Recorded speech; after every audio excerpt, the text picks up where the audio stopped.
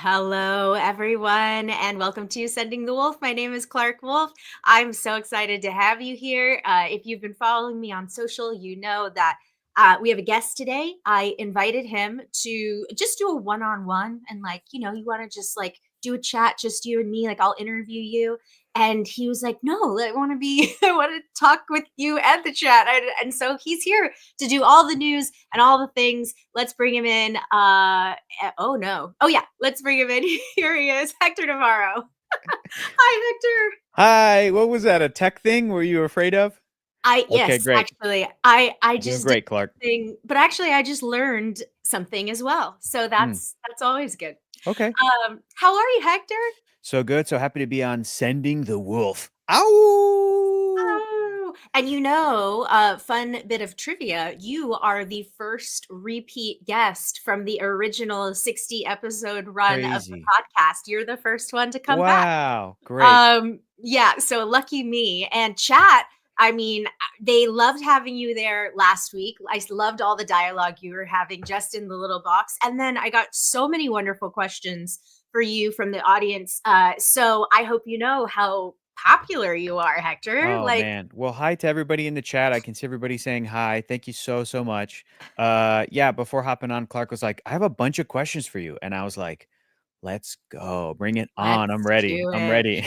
But also before we went live, we were just chit-chatting a little bit about the Mission Impossible Yeah. series. Mm-hmm. Now, you and I, hey everyone in chat. So you and I started this thing, and I've told them about this before, but I Mm-hmm. had never seen a Fast and Furious, and so I wanted to watch them leading up to Fast X. And I thought to myself, who would do this with me? Who would go on a journey to watch every single? So of course, you were the first person I called. And once we made our way through, we talked about like that was honestly the next one that came up was Mission Impossible. But you all are watching on Heroes Reforged, Yes. are doing a series as well. So you want to talk a little bit about that? Yeah, I don't think that they've come out yet. I think maybe one is on Patreon, and I don't know if Mission Impossible 2 is up there yet. So on our Patreon, we have the complete sort of uncut, it's basically a video commentary of us watching the movie and talking through each of the movies. And then they'll eventually come out on YouTube, edited down so that they'll fit. And then yeah, we just behind the scenes like finished all of them, and they're insane. They're really great. And I'm really excited to keep, I was telling Clark, I'm really excited to like rewatch them with Clark, especially because I have the sixth one, Fallout, in 3D on a 3D Blu-ray from this like German company that started to get the licenses for 3D movies that were never released on 3D Blu-ray, which is very exciting. Like they're coming out with some animated movies. I think they're going to do some Transformers movies, maybe even Transformers 1, Oh, nice. fingers That would be crossed, awesome. which is a 3D movie you and I actually went to the theater to see in 3D, Clark, and you were like, 3D was okay. And I was like, yeah, it was okay. I liked it. But anyway, the point is, it's cool when they do that because I can have people over and friends over and we can watch. Of course, Hector's got that 3D, Kingsport Cal. Yes, so I'm excited about that because I have not seen Fallout since the theater when it was in 3D, just only in the theater. So it's going to be really cool to rewatch. I have become a 3D evangelist. And I'll have you know, Hector, that I was at a birthday party this past weekend, with Hmm. someone who works at the Academy Museum. And she was talking to me about Universal and how they've been working a lot with Universal and how the 50th anniversary of Jaws is this year. Let's go. And 3D I re-release. said, that is exactly what I said. I was like, oh, and in fact, actually, now that we're talking, I forgot to get the answer, but I specifically asked her, like, are they going to obviously they're going to re-release Jaws, but are Sure. they going to re-release it in 3D? And she was like, ooh, that's a good question, because she was saying that Creature from the Black Lagoon in 3D that they Yep. did last Yep. October Yep. was very successful for the Oh Academy my Museum. God. I know. So I was just like, oh my gosh, we have to. So I have been advocating for this, like Good. behind the scenes, trying to pull strings at Did you get that Universal if person's I can. info? Were you like, I need your Oh, cell phone after this? she's a Okay, friend. good. Okay, good, good, good, good, I'm good, good, so good, good, glad good. that we talked about this because I forgot Good. to ask her what her contact said. Good. Absolutely. Uh, Oh my God. yes. We will bother. We will harass people who work at Universal. No, I'm kidding. Don't do that. But really, we will harangue them to be Yes. like, hey, let the Academy do a 3D screening of Jaws because you guys are Oh, just sitting on that file. And it's right? awesome. It's such a good 3D conversion. Holy crap. That would be so cool to be able to go see that at an Academy screening. Man, I'm at the really very I'm least. right, I'm really hopeful too that, that Jurassic Park, they do the re-release, for the Yeah, big anniversary in a couple of years as that'd be well. great. That'd be But great. anyway, yeah, so that's been really fun. But I want to talk before we get into the news and we start answering questions from the audience. I want to talk a little bit about Heroes Reforged because Great. you and the boys are doing a lot over there, and I want this audience and anybody who may be watching this to know all the things that you have coming down the pipe. Like you just launched a podcast, so Yes. congratulations. Thank you very much. Yeah, How's it been going? it's going great. We're gonna have you on as a guest. It's cool because it's in person now, which is really cool. The studio space is really neat, so that's been going really well, and it's really fun, and it's great to be able to do that in person. And then we've got a lot of fun plans for movies that we're watching and putting our like reactions to those movies and stuff on to our channels. And Heroes Reforged, one of the best. Thanks so much, James. We really appreciate it. That's awesome. We just finished watching, we put it out, we stayed up till midnight last night, actually. We watched the last episode of Invincible season 3 and then put out the reaction on YouTube already. And it was crazy. That show is crazy, but that was really, really fun. But even just going through regular stuff. Like we watched some old like Star Wars cartoons. I say old from like a year or two ago that we had not Okay. gotten around to, and those live on our Patreon right now. Just even stuff like that. It's like, oh, it's really nice to be able to spend a few hours a day with your friends and watch something together. And yeah, we're on camera, but it's also like we're really just doing this for ourselves, I think. And and I'm excited because we just finished watching the Mission Impossible movies. We're also going to do the Jurassic movies for this year because there's a new Nice. Jurassic film coming out. And yeah, that's a franchise I have a lot of mixed feelings about. Like the Same. original is it's one of my top 5 or 4 favorite movies in film history. And then some of the sequels are very bad and I'm really disappointed by them. And some of the sequels are cool and really fun. And, and I was convincing the guys, I'm like, I also want to try to watch the Jurassic Park cartoon show that they did on Netflix. Remember I Hmm, showed you the one you episode of did. Fast and Furious Yes, you did. of the animated show, but I think it's from the same people. It's DreamWorks Animation. They did a Is it Jurassic like Camp Curry? What was it? Cretaceous, Camp Cretaceous. Yeah. And then they did a follow-up to that because I think it did well enough. They did like 5 seasons, but each season was only like 8 or 10 episodes, but still. And that first show had like some big names on the voice cast. Like Glenn Powell was on that show kind of right before he Hmm, hit it big in like a Top Gun or and something else. So anyway, I remember watching that cartoon show and being like, this is actually one of the best Jurassic things. The writing is really good. It's better than the sequel movies that they did, the Jurassic World movies. And right. what's fun is you think, "Oh, that's a dumb premise, like, that doesn't make any sense," but the cartoon show has these kid characters, they're like teenagers, go to a camp that is at Jurassic World that's sort of like a sleepaway camp. You can kinda stay there as part of their resort for, like, a week or 2, but then the week that they're there is when the first Jurassic World movie happens where shit gets crazy, where, like, the Ah. Indominus Rex breaks out. So they do stuff where they're all in the background of sort of the movie, and they're kind of Mhm, seeing things as things are happening in the movie. Like there's a sequence in Jurassic World where the owner of Jurassic World's in a helicopter and he's excited to be in this helicopter because they're going to shoot down the Indominus Rex, and then it crashes because of pterodactyls and they die. And the mm, cartoon shows like showing the kids on the ground, like, yeah, hey, watching hi, it save happen. us. And then it happens, and you're like, there's no hope. You're screwed. You're Wow. in this park. Anyway, I can just appreciate great writing, especially when you see a big budget movie like the Jurassic World movies, and you're like, they spend how much money on this? And like the writing isn't great, but the Mm, effects are cool. And and I remember when Jurassic World, maybe it was like Fallen Kingdom came out, they were like, we've got the most animatronics of any Jurassic movie in the franchise. And you're like, that might be true. That's cool. That's crazy. And you just wish the story was better. But I'll go to bat for Fallen Kingdom. I like that movie actually. I think that one's a cool one. That's the You one that has know, the haunted house mansion at the end with the dinosaurs. It's silly and great. I have only seen the first Jurassic Park Clarke. and the first Jurassic World. Clarke. Wow. I All right. know, I After Mission know. Impossible, we'll do them. We'll do them all. I put Done. into we do a monthly watch along on my Patreon, and Yeah. one of the suggestions that I put up, I pick movies and then we take suggestions in the comments, and one of the suggestions I suggested was The Lost World because I just went on the Steven Spielberg And kind you've of, never seen it. and I had never seen it. That's right. So Interesting movie. it did not win. It did not get selected. Well, it's okay. We watched That's Hitman instead. that's cool. The hit with Timothy Oliphant, Hitman? No, the new one with Glenn With Powell, Glenn right? Powell. Have you seen that? Is it good? Okay. No. All right. Did you Not for see me, let's did you say. see what was the one with Ken from Barbie, Ryan Gosling, and he's Oh, the right. stuntman? Yes, Fall Guy, Did you see and it? Did you like it? I still haven't seen that one Okay. either, but Okay. I got a little prize pack, a little mailer for Fall Nice. Guy. That was cool. Nice. Nice. And so I think I have a digital copy of it Oh, somewhere, cool. but yes, Okay. it's one I love Emily Blunt, and I do She's really great. like Ryan Gosling, so She's great. They're both great in it. I liked the movie more than I thought I was gonna like it. I yeah, remember people really loving it. Now, and I sat down, I was like, all right, let's try this out. I expected it to be kind of like a whatever movie.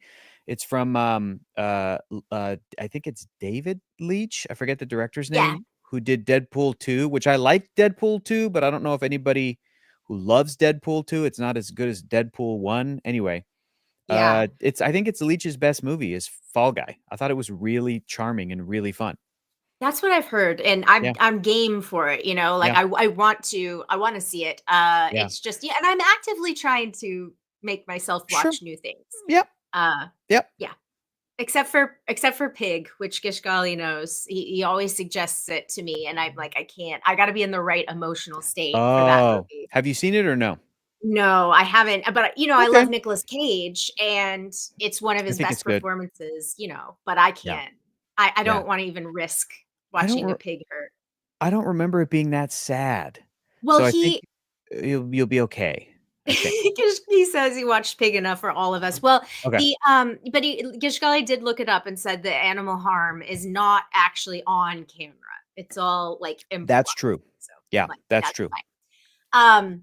But I want to talk a little before we get into these questions, and also I just want to say that Mike really loved Hitman. Great. So don't listen to me. I listen. I actually am in the minority on how I felt about this motion picture. That's okay. So give it a watch for yourself, and see what you think. Okay, so before we a lot of the stuff that we're going to talk about today, or a lot of our news stories and a lot of the questions for you, are about fandoms. Mm, um and obviously you and I have been professional fans for many years, and we did DC Daily together, and the whole reason that we were selected to be a part of that crew is because we are legitimate fans, with different appreciations. So my question for you is, the fan space is challenging. It can be challenging, especially when you're speaking, on camera and talking about this kind of thing. Can yeah. you talk a little bit about like what you see here yourself and Heroes Reforged? Like, what is your position, or how, or do you have sort of like Oh. a vibe, within the fandom? Yes, I am proud that I think our YouTube channel is I call us non-toxic. Which is, it used to mean, you can, eat a crayon, but now it means like, we're not Yeah. racist, which is the main thing. Hey, you can tune in and we're not racist. Cool. Whoa. And I was so proud. I actually used that as a hook for like, we reached out to a specific sponsor and we were like, hey, this is what we do. We're sort of in the geek space. We'd love to collaborate on something and maybe do some sort of like, a sponsorship or a program or whatever, the way we have to try to make money in this day and age. And but we really like them. And we were like, I said, we have a great community and they have great retention. And here's our numbers and blah, blah, blah, blah. But we have had people over the years whether it's in YouTube comments or like they'll DM us on Instagram or whatever, or Twitter when we were on Twitter, or Blue Sky or whatever. And people will go, "Hey, I just want you to know I watched your thing and it was," or "Hey, I'm like a woman and I like Star Wars, or I like, Marvel stuff or whatever." And even though you're three guys, you were very like aware and open-minded and like and nice to listen to. And you're not a typical. It's hard sometimes to find, especially on YouTube, because that Yes. the company and that algorithm loves controversy. They love engagement. So the worst people get big numbers and big views and engagement. But we've gotten those kinds of comments, and we've gotten comments from people that are lovely, people that are in communities that I'm not a part of, or me and my Mhm. pal Adam and Augustine are not a part of, whether it's the LGBTQ community or like the Black community of geeks. I love my beautiful blurs. They're wonderful. Who will say stuff like, "Hey, thanks for, whatever. Thanks. When you watch this, I like the way that you talked about that aspect of the story or a person's background or whatever." And it's just, the bar is on the floor, I know. But again, just to say like, "Hey, we don't try to make money by being awful and being bigoted." Um, and that's something I'm very, very proud of. So I think that the answer is, in the fandom space, I think that the three of us will supply a an escape. Will supply a just a fun diversion, and at the very least, and sometimes at the very most, yeah, toxicity is exhausting. I agree. And sometimes we'll get a really great message where like we've gotten from like like young people and like teachers of a young person that's like, "Hey, I I my this kid came in and was talking about how they saw a reaction for a thing that you guys did on YouTube and was so excited about it." And to see like three grown men, with gray in their beards, excitedly talking about something that they thought wasn't cool, or looked at as being cool, or um you know, sometimes people will be like, "Hey, I got hurt and I was in the hospital for like 2 or 3 weeks. I broke something, or I was dealing with something. And then I was just watching your guys' videos and it made me feel great." And it's like, that's the greatest thing in the world. And I'm very happy to supply that level uh, I guess, content. So that's where I think we're at. That's great. Yeah. I love to hear that, and I Yeah. love that you have such a wonderful community, and you all have been at it for so long, and you deserve those numbers and that support for monetarily and otherwise. So, I love that. That's great. And yeah, I was thinking about it today, honestly, and yeah, it's just it's hard. Like this whole thing is really hard, Yeah. which sounds silly because there's a lot of hard stuff in the world. But our jobs don't really exist anymore, what we Yeah. used to do. Yep. And now it is all gone to the individual. It has all gone to the influencer, model. Not all, but let's say most. It's Yeah. mostly gone to the influencer model. And that is really challenging. You have to teach yourself how to edit. Like we joke on this show all the time about like my tech skills because I Yeah. can't hire a producer yet. But that is true. Like that Yeah. part is true. And so, I like seeing and I was thinking about the YouTube world today, and Christian Hmm. Harloff and I would talk about this all the time because he would always encourage me, and he still does. He's like, I want you to get on YouTube. You could be very successful. And I was like, Hmm. yeah, but I don't like, I don't make the thumbnails with the shocky faces. And like, I don't, Right. I don't want any controversy. I just want to have great people on and have these Yeah. conversations, so it's challenging to stay committed. It's challenging, and it's challenging to what again, what used to be our literal job, like that Yeah. we worked very hard to do and got better at over the years. And now it mostly doesn't exist anymore. So where Yep. does that leave us? Yep. I It's a agree. thing. I agree. We've had lots of conversations about this, Clark. Yes, It we it have. it Yes, it, yes, it really sucks, but yeah, I don't know. I wish I but had you like all a are You all are doing it. I'm proud of you is what I'm Thank you. saying. Thank you very much. We're so far so good. This year we're trying it out, and if stuff doesn't work, we'll switch things around, and we'll have to adjust, and that's what we'll do. And we're gonna I do love this it. until we're 90, I guess. We'll see. Until or if something better comes along, we'll see.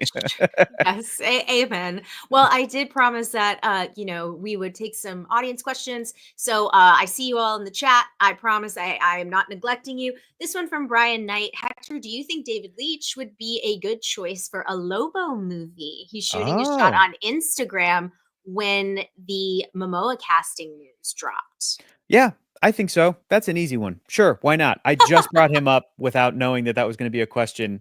Yeah, he's directed a movie like that before.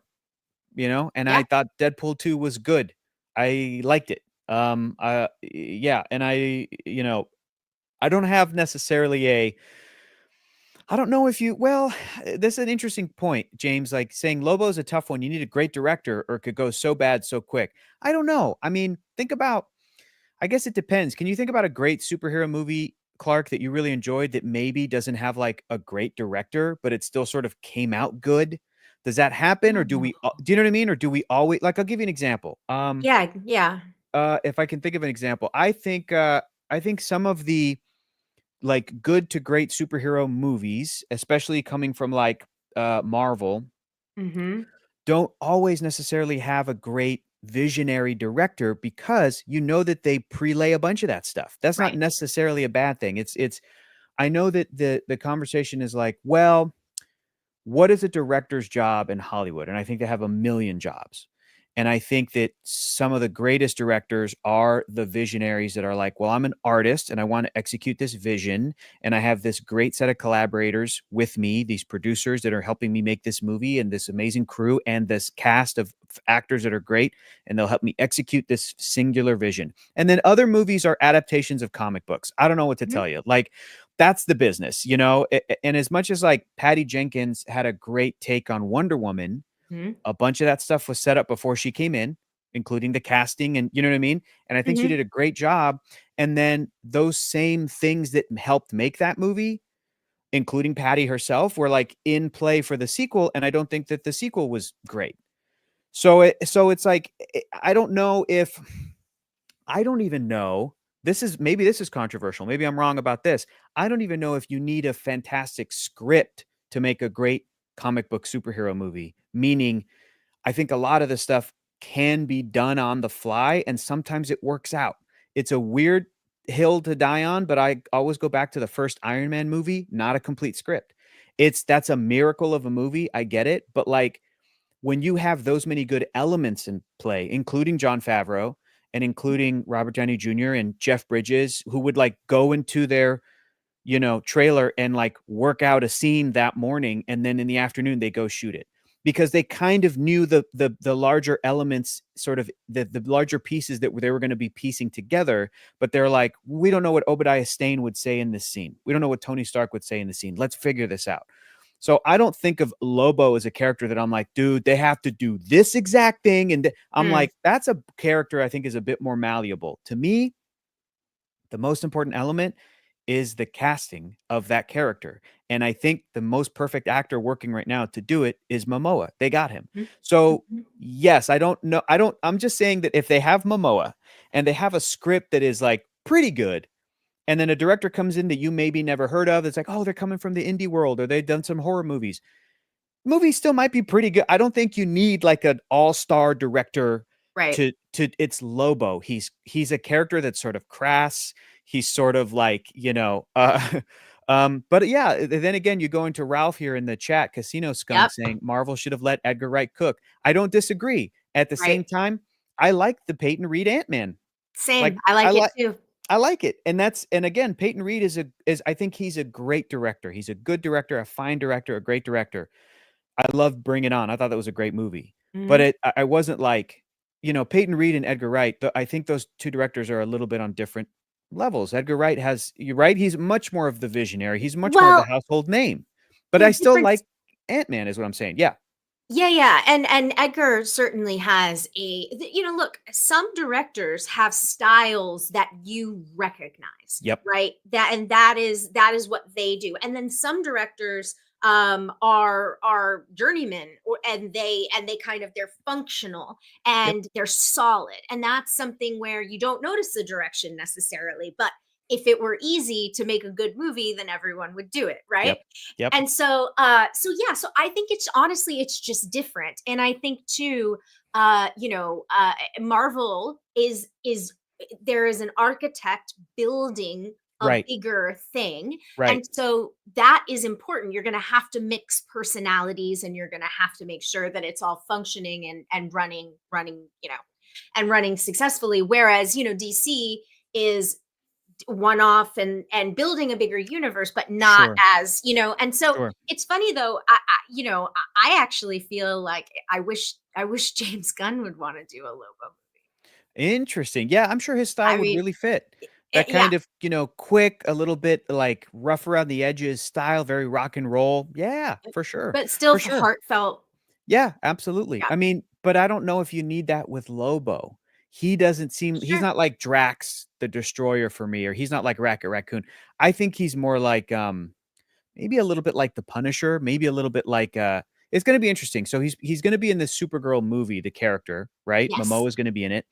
And I think he will be utilized really well because he's just great at this almost like one note, antagonist thing that kind of has a code, and Mhm. superheroes in the DC universe sort of have to put up with him, but they don't. And sometimes he's like on board of like, yeah, I'll help you stop this larger universe threat. But other times he's like, I'm here to make money, man. I Right. don't care about, so that's a fun character, but yeah, nothing's jumping out at me for a director that's like, well, the style would really, like fit with a Lobo thing. I think the DC stuff is very interesting because so far from what I've been able to gather as a fan, it feels like they're doing the similar thing that Marvel's doing. Like you said, Clark, there's an architect that's putting up the larger pieces and sort of putting them on the board, if you will, right, Mhm. for something later. But I don't think James Gunn and company are even letting a movie go into production until they're like, "Script is good." Correct. And Which means yeah, so that means, like, things are delaying now. yeah. So it's like, so do they have to compare an Avengers style movie that they're thinking about? Mhm. Because Marvel has made those movies knowing, like, "Okay, we need to put out this Ant-Man film before Captain Yes. America: Civil War." Yes. We need to put out a Black Panther movie before Infinity War because we're going to introduce Panther and Wakanda, and they're going to be in the Right. next one. Is James Gunn and company going, we need Swamp Thing to come out because we're going to do a team up movie at the end of this chapter, at the end of this phase, that Swamp Thing needs to be there? Or are they like, well, we'll see what we have, and then once, like, these 5 or 6 movies are sort of, okay, those came out, and a couple of TV shows, then they look at all those characters and go, okay, now we need a story with all of them. You know what I mean? Like, or are they sort of Mhm. pushing things forward and going, but we need Wonder Woman to be set up, and we need a new Batman movie to be Right. ready to go. I don't know. So it's going to be interesting to see how that part of it plays out. And are they, say what you will about Marvel, but they have been pretty on time and have been able Yeah. to do an amazing amount of stuff in a short amount of time, right? Right. I always think about the movie The Dark Knight came out in 2008. 4 years later, The Dark Knight Rises came out, Right. right? The movie Iron Man came out in 2008, and 4 years later, they did Avengers because they had a Captain America, a Thor, a second Iron Man, a Hulk movie. And you're like, damn, that's crazy that in that amount of time, they Mhm. didn't just do Iron Man 2. They were like, and all the Marvel we're good to go. All the Marvel characters are set up. Mhm. And DC was like, no, Nolan, take your time. Christopher Nolan, go ahead. Go do another movie, please, with us, and then we'll come back to Batman. And it's like, yeah, they did not plan to do anything more than the Christian Bale Batman stuff. Right. Right. So I wonder if I wonder if James Gunn and his team are going to take 10 years to get to the end of their first phase, if you will. Do you know what I mean? Instead of Mhm. like 4 or 5 years. Um, if it's like 10 years later, we finally have David Cornsweet in a new Justice League movie. It's like, Yeah. damn, he is now, 43 years old or whatever. Like, no idea what's going to happen. Very exciting. Wonder Woman is like 2032 is what Mirror Domains is saying. I mean, like, I Yeah. don't know. I don't know. Well, I do think too, one of the things that is, I don't know, I think James probably also has a bit of a he's like the audience knows who Batman is. We don't need to like just throw him in. Totally, Batman is, totally, the audience totally. knows who Wonder Woman is. Just throw her in. Like I Yep, don't think we have to go through the let's yep. set up because we didn't know. Of course, arguably people know the God of Thunder, Thor, but do they know Chris Hemsworth? Like No, you're it's right. like one. So we have to take that time. But speaking of, since we're on this topic, for Comic Junkies asked, who are you casting for James Gunn's Batman if it were up to you, Hector? Right now I don't have a front runner. I got nobody. Mm. I've seen some fan casting for an actor I really like a lot who is currently Spock, Ethan Peck. And Oh, yes. Ethan Peck is tall. I've met him. I've met him multiple times in real life. He is tall. He is very good looking. He's a very good Spock. He's buff. He's a very good Spock. And I really like his energy in real life. I don't know if I would cast him as Bruce Wayne Batman.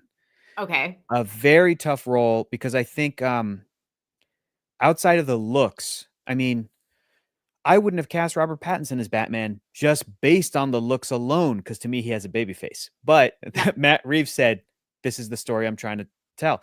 Yep. Over to you, Clark. When you think about Batman or Bruce Wayne specifically, Yep. what kinds of like character traits and personalities are in there for you? Where you're like, if it's going to be an actor, this actor he needs to be this at least, or is it capable of doing this outside of the looks? What do you think of? I think that so I love what you pointed out with like I wouldn't have thought of Robert Pattinson, but casting casting Pattinson as Batman fit the story that Matt Reeves was trying to Yep, tell. yep, Batman and Bruce Wayne span decades in terms of stories to pull from. Where is his character at in his life? yep. And so I think, and that's why, for instance, like Ben Affleck's The Batman. I know like a lot of I would have loved to have seen more of Henry Cavill's Superman, Same, but I really would have loved to have seen more of Ben same, Affleck's Batman. same. And so this is to say though, Pattinson and Ben Affleck are like that's two completely different Batman stories. But the characteristics that I think of, and that I think is just the most important part is, and it's the thing that Tim Burton always talked about when he cast Michael Keaton, was Michael Keaton was the only person that felt like his Bruce Wayne would put on a costume at night and Mm, go out into this world and okay, do it. And okay. I do agree that like I think for my money Keaton is still the best example of somebody who can do both like effectively. I know you have problems with those movies, but the Sure, no, duality is more I of see what that, I'm getting at. I see that. And so yeah, so Like that Christian Bale's Bruce Wayne is almost too normal, like, he's almost yes. too put together, and we need him to have a little bit of the you know what, I don't know if I want him to have, because Keaton has such a Beetlejuice energy and everything. Keaton's amazing, but Yeah. I love the idea of whoever actor's playing Bruce Wayne. I'm thinking of some Batman comics where, like, Bruce Wayne will go do some almost like an Ethan Hunt thing, as a good Sure. example. Bruce Wayne will go rock climbing, and other people go, "That's crazy." And when he's doing it, he's super intense and he's kind of letting the Batman come through in his normal everyday. Yes. So it's almost like you need an actor almost like a Tom Cruise who's so stupidly intense, that you're like, "Oh, you're crazy. I believe that you would be Batman at night." You Yeah. know, But but then you gotta show that and then be able to put it away and be like, "Hi, Bruce Wayne, great to meet you." That fake part of it. But yeah, but you have to have an actor who when they're just looking at you, you're like, "You're a little off." That's a good point. Yeah. and I would have loved, like, again, I know what I'm about to say is please just go along with me. Just go with me on this. Okay. But like I think that the playboy and the schmooze and Mhm. all of that, like I think George Clooney does fit that bill at that in that era currently, not in the Mhm. 90s, fits that bill. But unfortunately, obviously that's never going to happen. But do you get what I mean? Like Yes. I feel like our Val Kilmer was a little like swarthy. You Mhm. know, he was like flirty and Mhm. sexy and as Bruce Wayne specifically. You're saying that we need an actor who, when you hear the news that this actor is cast as Bruce Wayne, that you go, "Oh, he's hot." You need that. You do. Kind of. You need an actor who walks in, like, you kinda need an actor who knows he's hot. You need an actor who, people fan casted 10 years ago, especially, a lot of John Hams for Bruce Wayne Batman, because you're like, you just need a tall, big Yeah. chin, white guy that just kind of like thinks he's the shit. You know what I Mhm. mean? And like walks into a room and just kind of, BDE. And I feel like a little bit of a John Hamm, but I feel like you do need a casting announcement to go out in, for example, Yeah. well, I think when Robert Pattinson was announced, I don't think I heard about it from my mom. When Timothy Chalamet was in Dune and that movie came out, and then I think it was streaming, I asked my mom, like, "Oh, did you see Dune?" And she was like, "Yeah." And I was like, "Oh, you didn't like it?" Like, I thought the first Dune was great. And she goes, "I didn't like the boy and I'm like, "Right, he's Yeah. 12 or whatever. I get it. I get it. This is not interesting to my mom, Right. who is a lot of times this old lady horn dog who just wants to see, a hot guy in a movie." And I'm like, you need that for Bruce Wayne. You do. And Well, I it and I would just say too, I just wanna, no shade to Robert Pattinson, no shade to Keaton. I would love an actor who does have a very naturally deep, deep, deep voice. I think that's mhm. such a shortcut and easy key to even make an actor feel older, because especially if this version is supposed to be, hey, this is the one where he has a son, Damian Mhm. Wayne, who's his Robin. Okay, when did he have a son? Early 20s? And he didn't Mhm. know about the son for like 13 years. Okay, so he's like mid 30s, mid to late 30s. You cast an actor who's like 35, but he sounds like this all the time. Yeah. He's gonna feel like he's 42. And then that actor can play the character for 10 years in these movies until he's 42, and he's still gonna feel like this sort of, not like an older retired Batman, but just like I'm a grown ass man type of an energy to go up against. I feel like David Cornsweet also kind of he's a young guy, but he's like big and he has a deep voice and he's built, and Mhm. and I think that makes you as an audience member make them think of them as older men than they are. These Mm. young actors. Same with Hemsworth. He was like 28 when he did Thor or something, Mhm. And again, it's an investment because they'll cast these young actors in their late 20s, early 30s, because they're like, you're going to be the superhero for 10 years. Now, Robert Yeah. Downey, I think he was cast at like 38, somewhere around there, which is like for the first Iron Man movie, he looks great. He got in shape. He's always looked physically great. But the tricky thing about Downey is that like he's like 5'8". He's like, Mm. and then they're casting Hemsworth and then they're casting Chris Evans. And so, Robert Downey has to sort of like, but I'm Tony Stark, who's supposed to be like 6'1" or whatever BS. And it's, the height thing the height and weight of these characters is a weird thing. And I think James Gunn is very aware of it, which is part Uh-huh. of why Corn Sweat was this like, wow, we found him. He's 6'3" and 225 pounds and, black hair and blue eyes and is a Jewish kid. Perfect. This is Right. great. So you have to find that specifications for Batman, and it's a lot and it's hard, but that dude's out It there is. somewhere. But Yeah, I think that's something that I would like to see, like the interpretation of Batman that I think we've seen honestly kind of the least is the sexy, kind of swarthy playboy, totally, totally. billionaire playboy. I But agree. I need him to be I need Bruce Wayne to be the mask, right? Yeah, Which we as absolutely, fans get. You and I know that, but like that's absolutely. something I don't think that we've seen. Which is so. What I was going to say earlier is with Christian Bale, Yeah, it's something that we never and Nolan just took it in a different. It was more of a. I think over that trilogy, his Bruce Wayne was more of a deep sadness versus like there's something yep, truly off here. yep, But Christian Bale, with in his performance in American Psycho, like certainly is capable of yep, the unhinged, yep, and his anger. That was the other thing that I think kind of redefined Batman for a generation.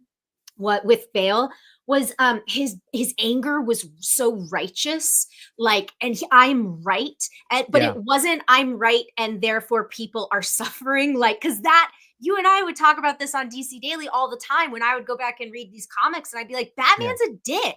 Like he yeah, doesn't care. He doesn't care who he doesn't care because he is so I'm right and I am Yes.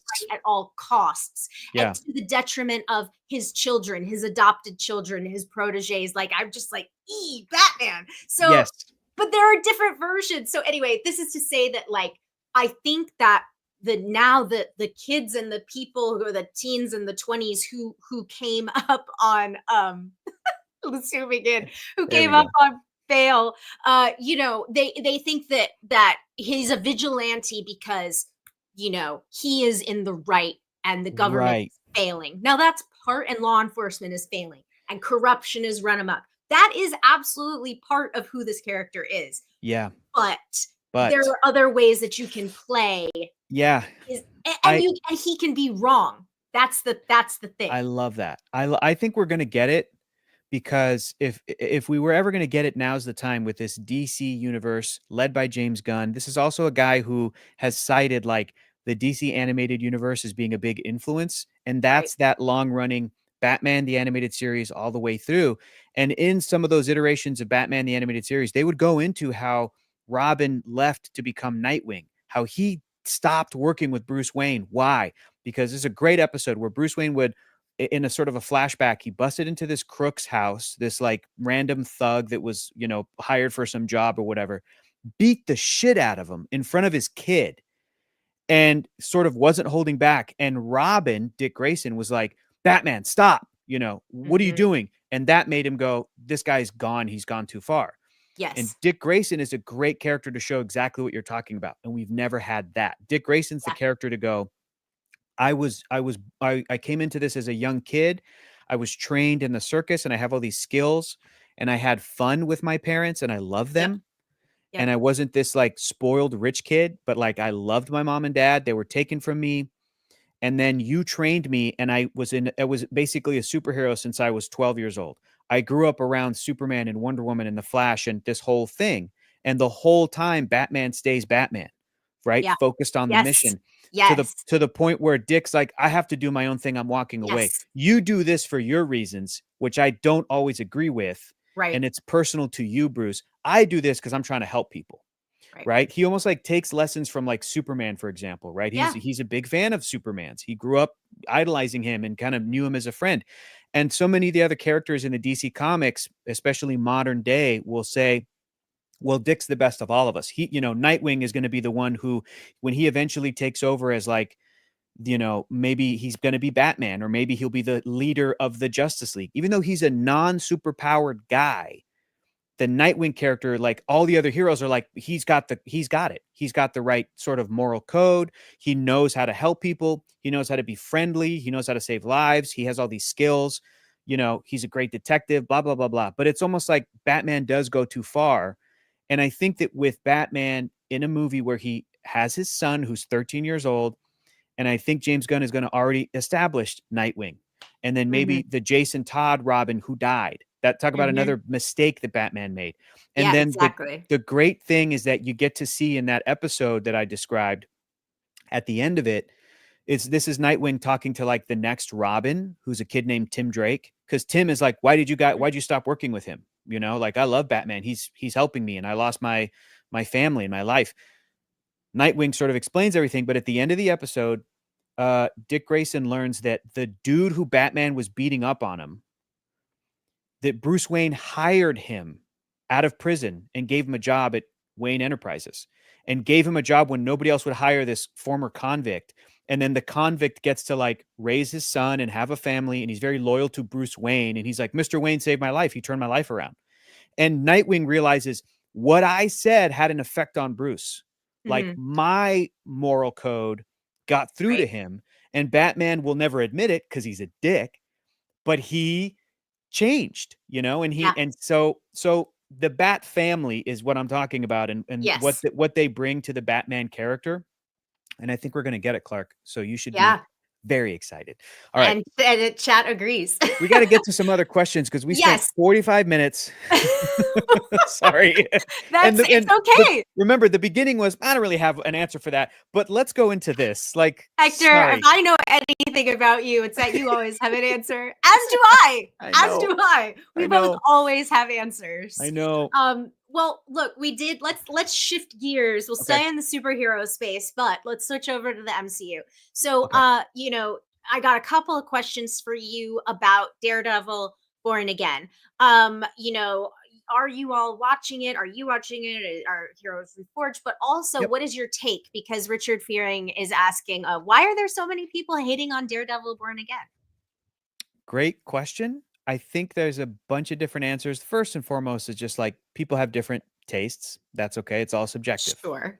So don't immediately dismiss like, oh, they're just hating. Like read a review, read what a person, if you're interested, if it's a film critic, a TV show critic, whatever.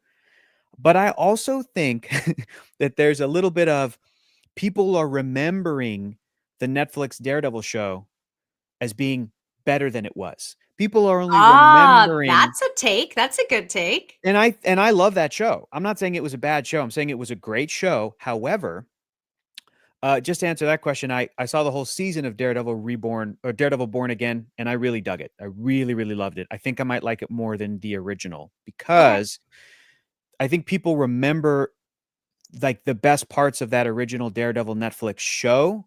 I Yep. don't I don't know. Remember when we were growing up, Clark, we would rewatch shows all the time. They'd be in Yes. syndication. I don't know how many people are really honestly rewatching those Netflix era Daredevil and Defenders shows. Uh-huh. I watched them once or twice, but I don't know if people are like I'm just going to throw on season 3 of Daredevil or I'm going to watch season 2 of Jessica Jones. I don't know. Mhm. And I think all those shows, even the Iron Fist show, had something to offer that was cool, but I Mhm. think people are forgetting the issues that those shows had. Some of them were in their control, some of them were not in their control, meaning the Daredevil Netflix shows had a certain budget and they had 13 episodes. And sometimes you'd be like, oh, nothing happened in this episode. They're just standing around talking because they didn't have the budget to do a big action ninja Yep. thing in this episode. And I think that, yeah, episodes, maybe 3 or 4 episodes too long were the seasons, like the mid-season could be a slog. There's also I know that a lot of people loved the tone, but I also have friends who didn't love the very dark, very dour tone of Daredevil, meaning this is a character and then especially when that tone was applied to like also Jessica Jones, Luke Cage, Iron Fist, maybe that works with the Punisher, but like those other characters shouldn't necessarily fit into that mold either. And that became their model. But I have a friend who like doesn't love that dark tone because Daredevil, like Batman, is very malleable and he has different Mhm. tonalities.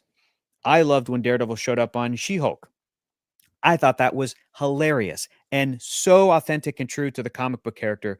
Daredevil is a very slutty guy. He sleeps around. He gets out there, and people were mad that that's like they were like they're not taking the character seriously, and I was like, you're taking the character too seriously. You're not Mm. you're not you're not engaging with the comic book character in good faith and kind of recognizing what the character has to offer, and you sort of are only locked in on this one tone. So I think people are remembering just the good times of the Netflix show, meaning I don't know how many people also are watching I think it got undeserved hate. I agree, Lanterns. But I don't know how many people are watching Daredevil Born Again.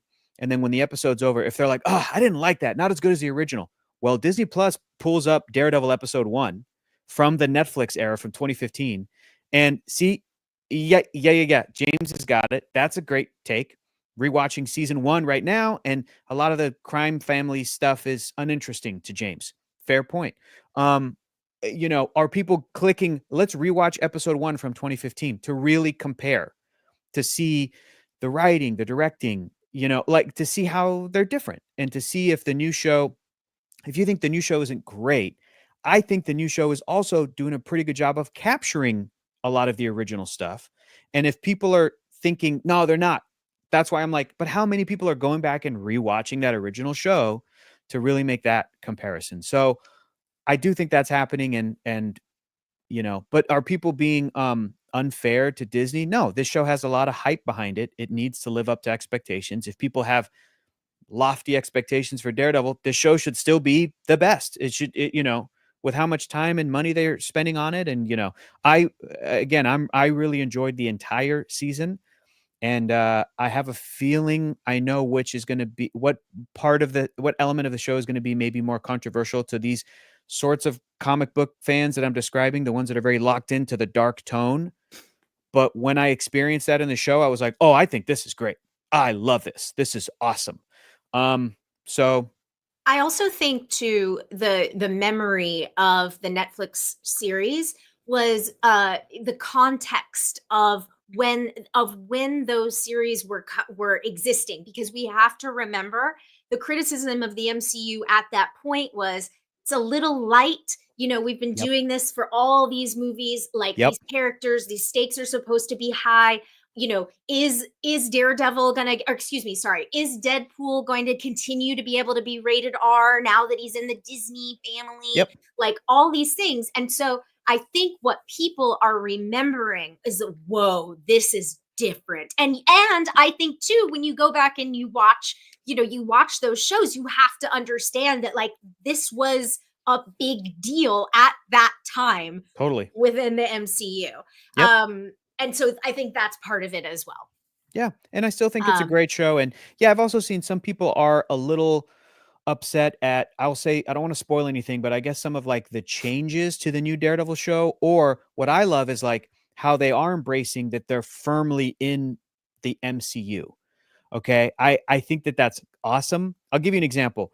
The original Netflix Daredevil show, I don't think they would have done something like, oh, here's a character who Matt Murdock, the lawyer, is defending on trial, and the character has superpowers in this, very comic booky way. I don't think they would have done that. I think they would have been grounded, tried to be grounded. Even though those shows also had Luke Cage and Iron Fist and very comic booky things, they're always trying to be grounded.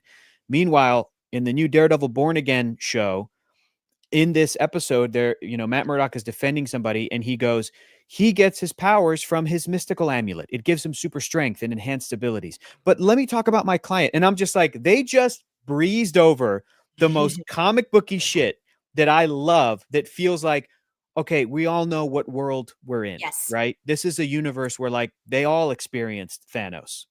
They all, not just the original Avengers movie, which is what they experienced in the Netflix show. They right. all were always talking about, like, the city was attacked and we're Yeah. rebuilding because of what the Avengers did. Now they're like, no, we got it. He gets powers. Let's move on. I think it's great. I think it's great. So yeah. Yeah. I a lot of great convos in the chat. There was a really good, here we go, from No Concept. Hector, what is your favorite Daredevil run? I'm reading Mark Waid's run for the first time and loving it. I really like the Brian Michael Bendis stuff from the early 2000s. It was a big inspiration for the Netflix show. It's a big inspiration for this show. Excuse me, it's very lawyer heavy, which is great. But I also love Mark Waid's run, which is a lighter run. So in Mhm. the Mark Waid run, Clarke, Daredevil is at this point, like, maybe his identity as Matt Murdock came out publicly, but he has to, Mhm. like, deny it publicly. Mhm. But because it's a bit of a lighter um tone for this comic book story, and Daredevil is definitely embracing being like a colorful superhero in the daytime and the nighttime. Matt Murdock, as a joke, shows up to I think it's a Christmas party, and he's wearing a sweater that says, "I'm not Daredevil." And you're like, versus if this was maybe an earlier comic book era, he would have been like, I have to legally deny that but now he's like, hey, I'm not Daredevil. Hey, everybody. So Yeah, I like that because it can be really fun, and it goes to the roots of the Daredevil character, who was from his inception sometimes very gritty, but also very colorful and silly, and would run around New sure. York City and use a billy cane, and it's a silly fun time. I've got another question from Instagram here. Mr. Ramsey asks, "Are you more excited for Ooh, Superman or Fantastic ooh. Four this year? Don't make me choose." Clark's answer is Superman. Uh, I am equally No, no, it's okay. You excited. don't have to be nice. It's okay. You don't I'm have to not. be nice. I'm not being nice. Chat knows. And in fact, I got in a little bit of trouble for saying this on Harloff's podcast at the end of the year last year. Like, I Oh, don't know. I don't know if the world. I don't know if the world, how it's going to respond to a Superman that Right. likes saving kids Sure. and kicks off with crypto, like tells you exactly, like, I don't, so I guess what I'm saying is You're not I excited have about the discourse. I have to temper my expectations. It's Okay. very hard for me. We were talking about fandom earlier. It's very Yeah. hard for me to get excited as a fan anymore. Yep. Um, and Yep. I think also it's because we know too much. We just know too Yeah. much. Yeah, yeah, yeah. So anyway, But you don't know enough about Fantastic Four, so you're well, like, "Oh, that looks fun." that's the thing is Yeah. even as whatever age I was when any of the movies came out Yeah. prior, Fantastic Four prior, I don't think I watched any of them. If I did, maybe I watched Fantastic Four with Miles Teller on a Mm. plane, Oof. maybe. So Oof. this is to say that I of course know who they are in general, Mhm. but Mhm. I something that's interesting to me about Fantastic Four, this movie in particular, is that it's set in a time period that is visually different and interesting. And so I don't know. Also, I didn't even get to audition to play Lois Lane. Rude. Yeah. So Yep. no, I'm Okay. kidding, I gotcha. obviously. I But gotcha. yeah, what do you think, Hector? You know what's funny is I was just realizing Brad Bird made maybe the best Mission Impossible movie, Hmm. maybe the best Superman movie with the Iron Giant, and maybe the best Fantastic Four movie with The Incredibles. And all of those franchises have new installments coming out this year. This is the year of Brad Bird. He he really, I think I'm not kidding when I a lot of people say that The Incredibles is just sort of the Fantastic Four in their Right. perfect form. So if you watch The Incredibles and you like that, that's the Fantastic Four if the Fantastic Four is done correctly or done well. And I think I have uh equal excitement for both. I think I'm more nervous for Superman because there's more writing on it. Yeah, exactly. Where Fantastic Four, I think those actors are already in the Avengers movie after that. I think You're they're already committed. they're committed. They're moving full Yeah. steam ahead. But for both of those movies, the character of Clark Kent and the character of Ben Grimm, the Thing, are very important to me. And Mm-hmm. I think they're cut from the same cloth of like pure goodness. And if audiences can like them and get on board with that, and then I think we're golden. And it made me very happy to hear the Thing be the Thing in that trailer where he was like, okay, okay, is this guy good or what? I'm like, that's the Thing. That's him. That's Ben. That's my pal Ben. Or to see Superman whistle for crypto, I was like, Yeah. that's my pal Clark. Yeah. That's my buddy. So I just finished watching also the animated cartoon show. Well, just the first season, My Adventures with Superman. It's Mm. animated, it's done in an anime style, which is very cool, very fresh, very new. And in that show, Clark Kent, who's voiced by Jack Quaid, which Mhm. I think is great, Great has a casting for Clark great Kent. right? He could never play him in live action, but his voice, like, he's so, like, Jimmy light. Olsen in live action. Right.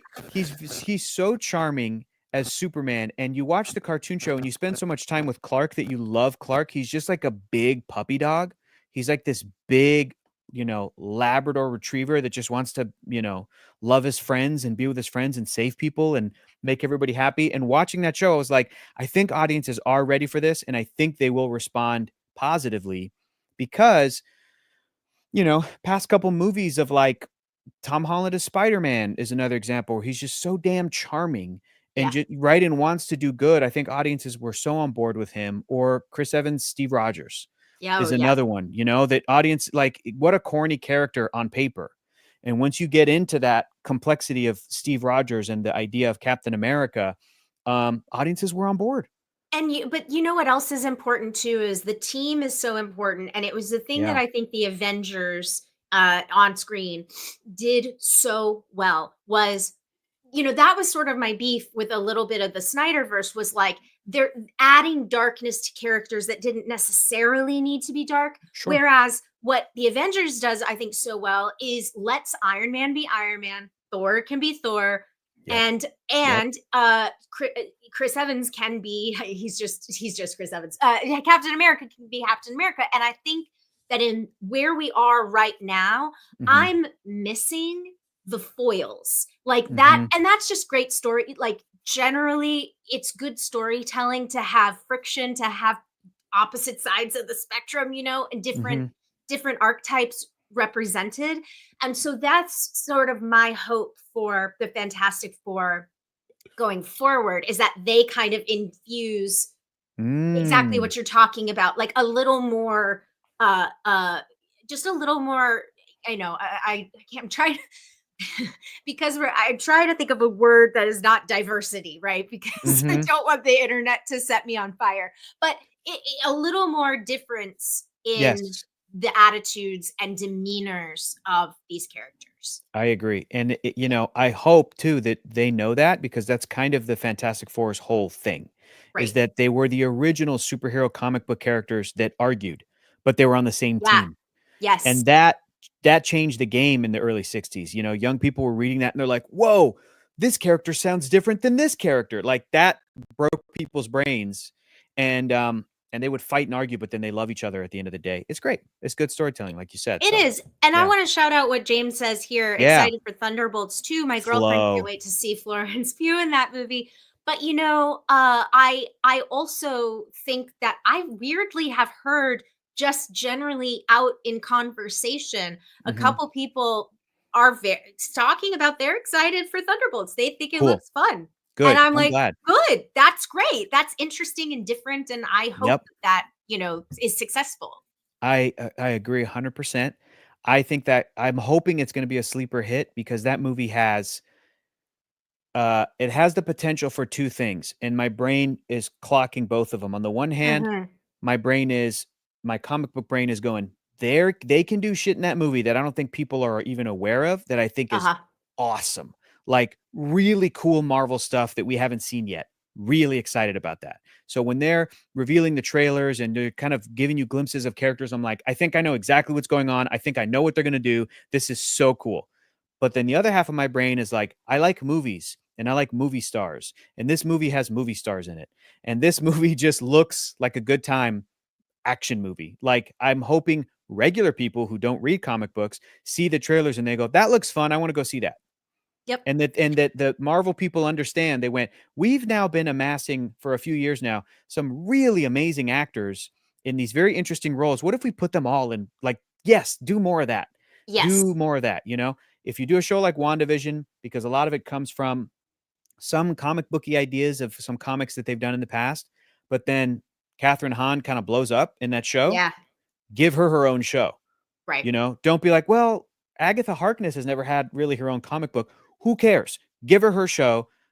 Then do the standard. Well, we're going to do a Fantastic Four, and then we're going to do Avengers, Yeah. Doomsday, and blah blah blah blah. But you got to do the weird stuff too. You got to do the weird stuff. So this is from Gishgali. Great. Hector, do you believe Secret Wars will end with a Crisis on Infinite Earths style combining of the multiverse? RIP, stupid multiverse. Yeah, but I also think they're not going to end because the multiverse is everything. So they're not going to declare that, like, and now Tobey Maguire as Spider-Man never existed. That Yeah. universe is destroyed. And now Andrew Garfield as Spider-Man and happily living in his universe, gone. Sorry, Sony. You can't make Marvel movies. And they're not going to do that. They're going to end with, like, okay, we're not doing multiverse adventures anymore, but those other universes still exist. Okay, we're not going to do like, maybe we'll do another Deadpool movie, but they're not just I don't think they're gonna absorb Deadpool into the MCU, but I do think Yeah. that they're gonna absorb the Fantastic Four's universe, Mm. or do something to make that universe sort of undone in a way. I think because those characters are characters that are so baked into regular Marvel, that I think the fact that they're on their own in this 60s universe is kind of they're doing that on purpose. They're doing it to be like, 3 universes clash together and now it's one universe. Okay. What were the 3 universes? The Fantastic Four. Okay, great. We wanted them in the stories anyway. And then this X-Men universe with, like, the Beast, as voiced by Kelsey Grammer, that we saw at the end of the Marvels, that Monica Right. Rambeau is trapped in, is going to merge. It's like, okay, now what? Well, maybe we'll just recast Beast. I don't think they're going to want to keep doing that same CG Beast with Kelsey Grammer voicing him for however many movies. I think they're going to do a little bit of that because of some of the little extra universes that Marvel has introduced. Now, they're not going back and going like the Deadpool movies, which is the X-Men movies. We're not going to merge those because it comes with too much baggage. They don't want Hugh Jackman to play Wolverine. They want to cast their own Wolverine, and they Right. want to do that themselves for 10 years. So, yeah, they're going to do X-Men later. Yeah. Well, speaking of, Okay. all right, let's get into some speculation. Great. Because that's always a good idea. So look, This is um, why you had a Nerdist tab open. I see now. I see why. Okay, great. see, you see, there is okay, so Sadie Sink from Stranger Things, which of Great. course has stopped production on its final season. Those kids are free, which good for them. They've earned it. But so Sadie Sink is joining Spider-Man 4. Could she play the MCU's Jean Grey? So Mhm. I thought this was a really interesting, like, of course, because I am not that entrenched in the lore and in the speculation, I hadn't even crossed my mind. But I was like, oh, actually, love this casting if Yeah. that is what we are doing. Yeah. So, do you have thoughts on this, Hector? Mhm. What are your You thoughts? know it. Well, what are your thoughts? How come you love this casting? Oh gosh. Well, I think I love this casting because if it is in fact Jean Grey, because I think that Sadie Sink is an actress with great depth and great she is a just I have been blown away by her performance on Stranger Things. Same. And I think that she brings a sensitivity, but also a strength, but also like has the chops. And that she can be a leader. Like she is she can play. Her character in Stranger Things is all of those things. So that's why I personally think that this would be wonderful casting. But Yeah. so I'm curious what your thoughts are. I agree. I think the other two contenders for characters that people are saying she's in a Spider-Man movie are Gwen Stacy, Yep. who at this point is really just, we got to get this woman out of the way because she's in the way of Zendaya. Like, what are Yeah. we, this is how Gwen Yeah. Stacy will be used. I don't think they'll do I don't think this franchise will ever do a serious take on Peter Parker meets and falls in love with Gwen Stacy in college and plans to propose to her, and then the Green Goblin causes her death, but Spider-Man accidentally webs her and snaps her neck. That's what Right. happened in the comic books. It is dark. We've moved past Yeah. that. Gwen Stacy now is kind of Spider Gwen, which is Right. awesome.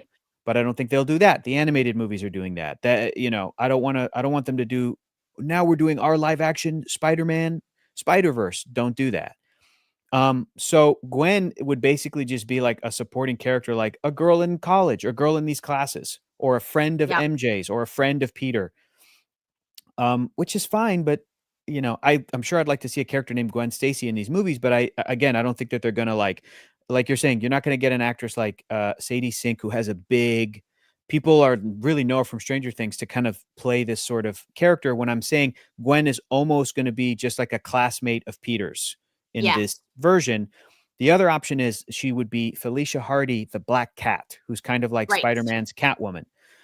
I also, no offense to Sadie Sink, I'm like, I don't think that she is right for that role, because I think you need a little bit of a Black Cat, and Spider-Man kind of have like a sexy thing going on.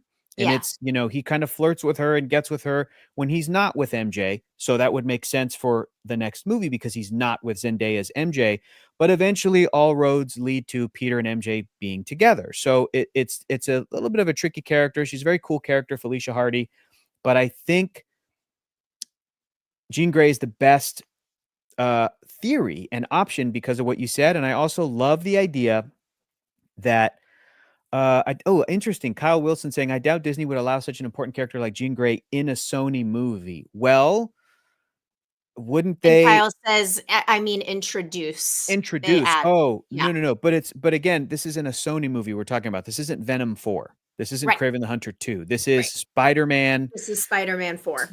something, Web of Spider-Man or whatever they're going to call it. This is a Marvel Studios movie. And, No way, Sony. no, yeah, no way Sony is what it's going to be called. Um, but I think it makes sense because the I just want to talk about the X-Men for a second, okay? Yeah, let's talk about it. As a fan, I think I can map out what the X-Men are through their eras very briefly, and I think Kevin Feige sees them the same way. Meaning, Hmm. when people think about the X-Men, excuse me, who might not know the comic books very well, they'll think about the movies. They think about Hugh Jackman as Wolverine. They think about maybe X-Men, the animated series, Yep. with the theme song. All of those versions have full grown adult X-Men superhero characters. Okay. Yes. But they live at a school, and there's some kids that are there that are, school age, like Jubilee or Rogue, played by Anna Paquin, like, Hmm. whatever. Or they make Iceman, like, well, he's a high school student in the school. But I think that when you look at X-Men comics, the reason those comics worked as well as they did, especially in the 70s and 80s, when they became Hmm. the highest selling comic of either company, Marvel or DC, was because they leaned into the soap opera and Hmm. they really had 10 plus years of stories to play with. And where the Yep. story always begins is we're going to start with a group of 5 teenagers. They're in high school. Professor Xavier trains them, and these Yep. 5 high school students go fight Magneto and go fight other characters. And then eventually they graduate, and some of them stay behind to, like, I want to stay in the school, like Cyclops and Jean Grey. But others, like Angel and Beast and Iceman, they go off and do their own thing. Beast and Iceman join a group called the Defenders or the Champions at one point. Then they're on the Defenders. Beast becomes an Avenger for a long time. They're all, but what happens then, that sort of after that first era of these kids, and it's very simplistic stories, but they're all in high school, and it's a lot of like will they won't they with Cyclops and Jean Grey. Oh, Scott Right. loves her, but Right. he's too shy to tell, and she loves him, and they're high school kids. The second era is Wolverine comes in, and this Yes. is when they're in their like early 20s. But the next era is after the original X-Men are thought to have died, everyone except for Cyclops. Cyclops and Professor X are like, we need more X-Men. So they go international. They get Colossus from Russia. They get Nightcrawler from Germany. They get Storm from Kenya. They get all these like amazing characters, and they go, we need to go get the X-Men. Go find them. They find them, but the new characters stick around. And this is the only issue with Sadie Sink playing Jean Grey. This is the only issue. Because she's very young and because she looks very young, if this is true, when you bring in Wolverine, who's supposed to look 40, the reason Wolverine sticks around the X-Men team, he was supposed to go back up to Canada and be on like the Avengers version in Canada called Alpha Flight. He was supposed to go be a superhero up there, but he looks at Jean Grey and he's like, I'll stick around, Chuck. And you go, that's creepy, dude. She's in her early 20s. You look like you're 40 and you don't even know you're like 112. You should Right. not, Right. but that's a love triangle. It's very important in the longer Marvel storyline. And Wolverine and Jean Grey are never really ever together. It's always Cyclops and Jean Grey. But then once that second era comes in, then you go into like the third era, which kind of becomes that 80s, 90s X-Men, the animated series, where you're bringing in Gambit, where you're bringing Hmm. in like Psylocke, where you're bringing in Cable, who's Cyclops and Jean Grey's son from the future. Like, I'm back, Dad. Like all the cool 90s shit. But it takes some time to get to that kind of stuff. So if I'm Kevin Feige, I'm like, why would we skip to phase 3 Hmm. of the X-Men when we can do what we did with Tom Holland and cast young actors to start? We Right. do one movie, simple movie. We're going to get you to fall in love with Cyclops, get you to fall in love with Jean Grey, and Beast and Iceman and Angel. Boom, boom, boom, boom, boom. And at the end of that movie, the X-Men will return. Take a couple years off. You come back and you do a sequel. That's where Wolverine and Storm come in. And then maybe even, but right, let the story play out, and maybe even between the two movies you do a Disney Plus show like we have heard rumors about. We've heard even the writer who originally wrote these comics of Wolverine and Storm and those others joining and staying around, and they became the highest selling comics. He's a writer named Chris Claremont. Again, a little problematic because I talked about that old man Wolverine. Like, crushing on young girl Jean Grey. But even he said they should do it as a TV show, as a soap opera, Right. to let the readers stay with these characters, all the drama. Oh, this is all the stuff that's happening at the school. This is, you start out with the original 5 X-Men and you build out from there. So if Sadie Sink is playing the MCU's version of Jean Grey, she's introduced in this movie. Spider-Man meets her, Peter Parker meets her. They're around the same age, right? Maybe early 20s, late teens, early 20s, however old Tom Holland, Peter Parker's supposed to be. And then it's sort of like, hey, it's great to meet you. Spider-Man goes off and does an Avengers movie. And then years after that, there's an X-Men film. And maybe Spider-Man cameos in that movie. You know what I mean? But it's about like that age of characters growing up throughout these films. And later you bring in some more of the fan favorites like Gambit and Right. Nightcrawler and Psylocke and all that other stuff. So that's what makes it very, very exciting if this rumor is true, because it means they're recognizing like we got to play the long game. Yeah. We're not skipping to phase 3 and just doing, okay, here's Channing Tatum as Gambit. Now he's going to be, Right. why? Do your own thing. Do, no baggage, no Fox X-Men movie baggage with Hugh Jackman and all that stuff. And that's the most exciting thing to me as a fan. I love that.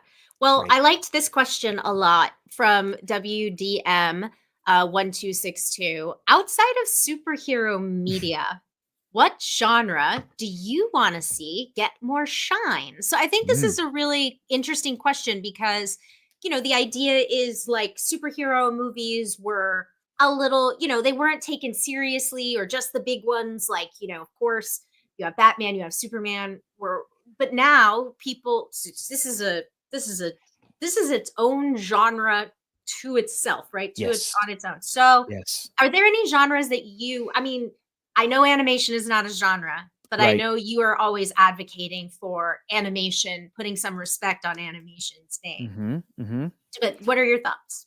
I would love to see, this is also just so commercial and so capitalistic, but I would love to see video game based movies or video game adaptations of, Ah, you know, find their stride the way like superhero movies did the past 10 years.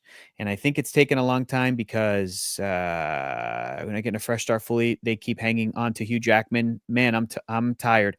Yeah, but I think they're gonna stop with after the multiverse stuff. Just to go back to that for a second, I right, think they did pause. They'll give us a Sadie Sink, Jean Grey, but then they're gonna go, "We'll see you later." Like they're not jumping right into it. We have like Ms. Marvel is a mutant in the franchise. Like she discovered she's a mutant, but she's not. They're not making an X-Men movie based around her. They're pausing and they're letting us do another Deadpool, another, right, meaning they're going to bring back Hugh Jackman and Ryan Reynolds probably for the Avengers. But then after the multiverse is done, they're going to do their version of the X-Men, and they're going to keep going with Fantastic Four. But I want to see video game adaptations done well. And I was hoping it would really kick off with a really great Mario movie. I would have done live action. I think the animated movie was fine, but not great. mhm, So I was disappointed. I didn't like the live action Pokemon movie. I would have done a mm, completely different thing. But that's what I thought would have been the big hitters of like, if this category is going to get the love that superhero movies have gotten, you need to do the big video game names like Legend of Zelda, Mario, Pokemon, mm. and make them great. But they haven't done that yet, in my opinion. I don't know. Yeah, my favorite video game movie is Werewolves Within. Yeah, That's what's a great. It's based on a video it's game, and it's that the movie's best. great. It's the best Yes, one. yes, it Yeah. is. Yeah, it is. Well, I actually, I did pull up the trailer for The Last of Us Oh, season great. 2. Have you watched this yet? No, I have not. I have not either. Did you Okay. watch season 1? Yes. Okay, cool. Did Well, you? I think, oh, of course, Okay, yes. great. Oh, Okay, yes. great. Let's watch this then, because I Okay. think, to your point, I like, and I agree that the video game space, like it hasn't quite cracked the movie thing yet. But I do think that we are seeing on television, whether it's Fallout or The Last of Us. So let's watch this. Let's watch this trailer. Okay. Can you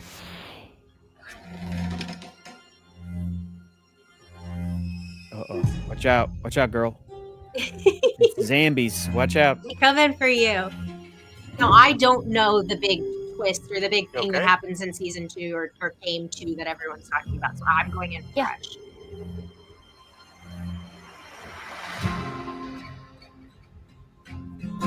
It was a great This is show. where we live.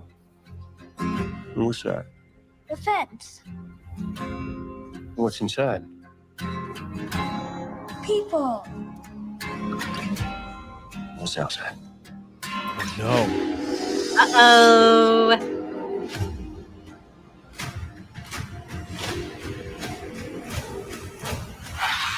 Whoa. Monsters. Monsters.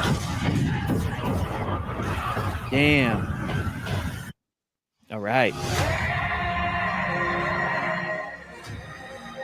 Wow, that is just straight up The Walking Dead that they Mhm. just did. That's By interesting. the time the sun comes up tomorrow, there's a very good chance you'll be dead. Oh my God, Jeffrey Wright. Love. This cast is insane who they Yeah. have for season 2.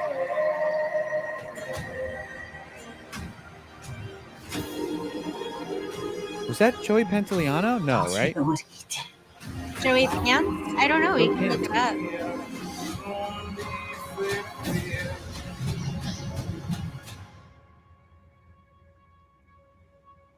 You swore. Oh no. Ellie finds out Uh-oh. what Joel did at the end of the last season. Wow. Well, no spoilies, I suppose. Chat, we're going to talk about season 1 a little. I honestly don't even freaking remember most of season 1. I do Mhm. remember the last thing that happens in season 1, but I also remember this is what I meant about just The straight Walking up. Dead? That's The Walking Dead. Yeah, that's really fun. This is sort of been my thing with and I've talked about this with chat and on this show before, but I really liked The Last of Us. And it's not fair to The Last of Us that it was my job for 2 years to know Right. everything about The Walking Dead. Right. But to me, like I didn't see season 1 breaking new ground within this format, this storytelling. It just was for people that didn't watch The Walking Dead, which is fine. That's totally fine. And I felt really strongly that the season was way too short. Like the final episode of season 1 where Joel makes his choice felt so rushed to me. I just was like, they handled it in 20 minutes. And I was Mhm. like, I think this deserves its own like an episode to ponder, to do some character stuff, but it was just like zoomed right through it. So Yeah. I will watch. And then of course, anytime I bring that up, chat's always like, well, season 2, game 2, like, don't worry because stuff happens, it's different or whatever. And I'm like, great, Mhm. that's totally fine. Like, I'll definitely watch it because, but again, I don't know the reveal. I don't know the spoiler that happens. So, but those are my impressions, and we can confirm Joey Pants. Very cool. Very cool. I love Joey Pants. Yeah, I think it is known that the second video game is now getting split into 2 seasons of the show. So season 2 is only going to be the first half of the game or part of the game. Season Okay. 3 will finish that out. And I think I agree with you. I feel like a short season, but I didn't know this because I'd never played the game until the show was coming out. And what I did is each week that the first season was coming out, I'd watch the episode and then I got the game and then I would play the game only up to that point in the game. Cool. That's great. So I was really comparing and contrasting and being like, okay, they really did the story exactly the way it was. Yeah. And then frankly, this is kind of a hot take too. I think the game is great, but I do not think it is the greatest video game ever made. But a lot of Okay. people think that because there was nothing else like it when it came out. Sure. And people played it and they went, this is so focused on the narrative and it's very emotional. Then I've never experienced a video game doing this to me. And the narrative is like I'm experiencing it and it blew them away. So Yeah. they go, that's the greatest video game of all time. Whereas you just said too, you're like, I don't even think season 1 necessarily broke new ground. It Right. didn't. It's very well done, but I think that when you compare the show to just like the history of television, Great show, great show. But when you compare that story in the video game world to the history of video games, people were like, "Holy shit, dude, it's the Yes. greatest." So when I was playing it, I was like, "Okay, it's exactly like the show." I was like, "This Right. is fine." And then I found that the video game would basically be doing the same thing as the show, but then all of a sudden it'd be like, "Anyway, that's our conversation. Look out, zombies!" And you'd have to fight some zombies, and it would be like an extended thing. I'd be like, "Okay, I got him. Let's Mm. get back into the story." And sometimes it felt like the game itself was like, we don't know what to do with the game parts of this because they were so Ah, they really like they've kind of talked about this, like the creator of the game, the main guy who came up with the story was like, "I always saw this as like a show." And it's like, "Okay, cool. You took a show and you made it into a game." Versus the video game world, it's like, the creator of Mario or any of these like legendary video game creators, they have a half and half. They have a brain that's like, I developed this little gameplay that's so fun, and then I came up with a character to kind of make it makes. You see what I'm saying? You have to do both. yeah. But this video game is like, I came up with this amazing story that would make an incredible TV show. We had to find a way to gamify it. So Joel, when you play as Joel, you're going to kill like 8,000 zombies. Right. Whereas in the show, he's like, we met 3 in this whole season, whatever it is, it's like, we got to go into the story. Yeah. And, so it was very interesting. And I think maybe they also felt like, we don't know if we're getting a second season. We have to do Yeah. the whole first game as the story for season 1. So it ended up being the easiest thing to cut is like the zombie stuff. Right. They were like, well, we don't have to do this sequence where Joel has to fight this big bloated guy in an empty basketball court in this high school. Even though Yeah. that's like a hour-long battle in the video game, you're like, Yeah. okay, and then you throw your Molotov cocktail and come back over here, But in the show, they're like, let's just do the show. But Right. I did really like the additions and the changes. That great highlight episode with my favorite With episodes. Murray. Exactly. Uh-huh. Oh my God. And Nick Offerman. Yep. Oh my God. I don't know if you know this, but in the video game, Nick Offerman's character lives and just briefly mentions like his husband, briefly mentions Mm. like he died and I'm mad about it or something. And then the show is like, no, let's actually give these characters. And that episode is like beautiful. It's so It is. good. And, so I like they also added like, what's her name? Melanie Linsky was a character that they Uh-huh. added who wasn't a part of the video game, I don't think. So I dug all that stuff. So if they're just expanding the second game into like, 2 seasons I say, great, do it. Yeah. Do it. Yeah, for sure. And I've said this also on I think I've said this on the show before, but to me the thing that was so interesting about or that season 1 kind of dipped its toe but didn't really commit to was it started the first couple of episodes with flashbacks to the before times. Mm, And to me the most aside from the Nick Offerman episode, which I will say I'm not taking anything away from that. I am not. yeah. However, because I had just watched the entirety of The Walking Dead, that show, it's funny because that show is actually all character. It is a soap opera with zombies, right? Yep. It is not a horror show. I would Right. argue. It has horror Right. elements, of course, but either way, so to me, the tragedy and the love stories and the dynamics that can happen between people, was not something that was shocking for me. But again, I watch too much of this stuff, right? So Right. I Right. get it. But the scariest moment for me in season 1 was the woman who is I can't remember, she was the biologist or whatever her job was in the before times, and she Oh was like, God. you gotta just bomb it. And That then was she knew awesome. that, yeah. I was like, She's like, go be that's with your families. Go be yep, with your families. Terrifying, dude. terrifying. Such a good And moment. had never seen like and that's somewhere where I will say The Walking Dead failed was they did not have the comics. Well, I didn't get that far in the comics, so I can't say, but the show Sure. I think struggled when it came to the society parts, when it came to showing us the before times, showing us like they never really wanted to touch the virus. They never really wanted to Right. touch the real, like what that part would be like. So Or answer it in a way. because it was Yes. also never a priority for the comic book from everything that I read too. I never Right. finished the series, but as far as I got, and I also know Yes. that like Robert Kirkman wasn't Yeah, he said, he "I wasn't don't care concerned with about it. that." He Yes. originally that great story of he originally pitched it to like, oh, it's going to be aliens. I'm going to reveal that it's aliens. Do you know about that? You know about that, right? I don't know if I know that story. He sold the story to Image Comics, and they were like, "Cool, but is this it? It's just zombies. We've seen it a million times." But he knew he's like, "Dude, I'm just gonna get into the characters and it'll work."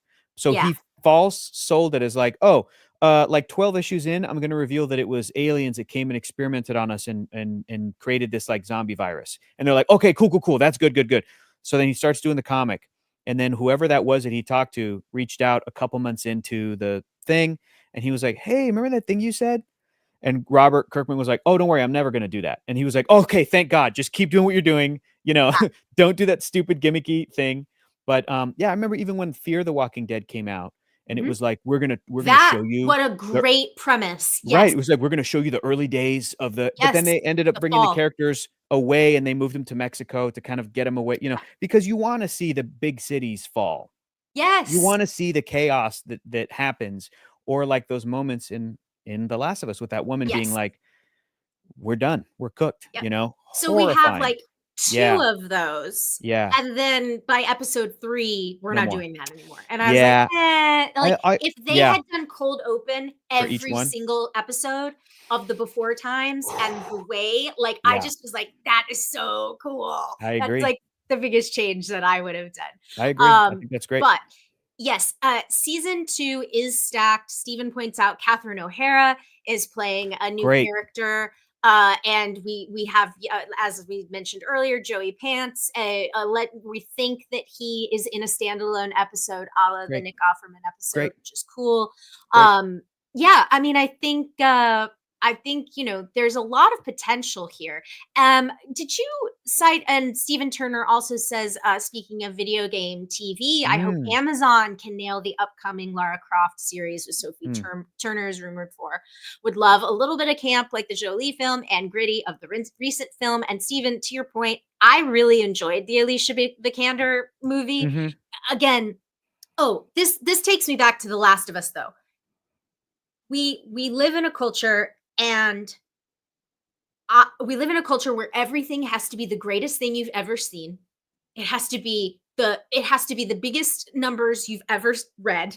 It has to be, and if it isn't, then it's a failure.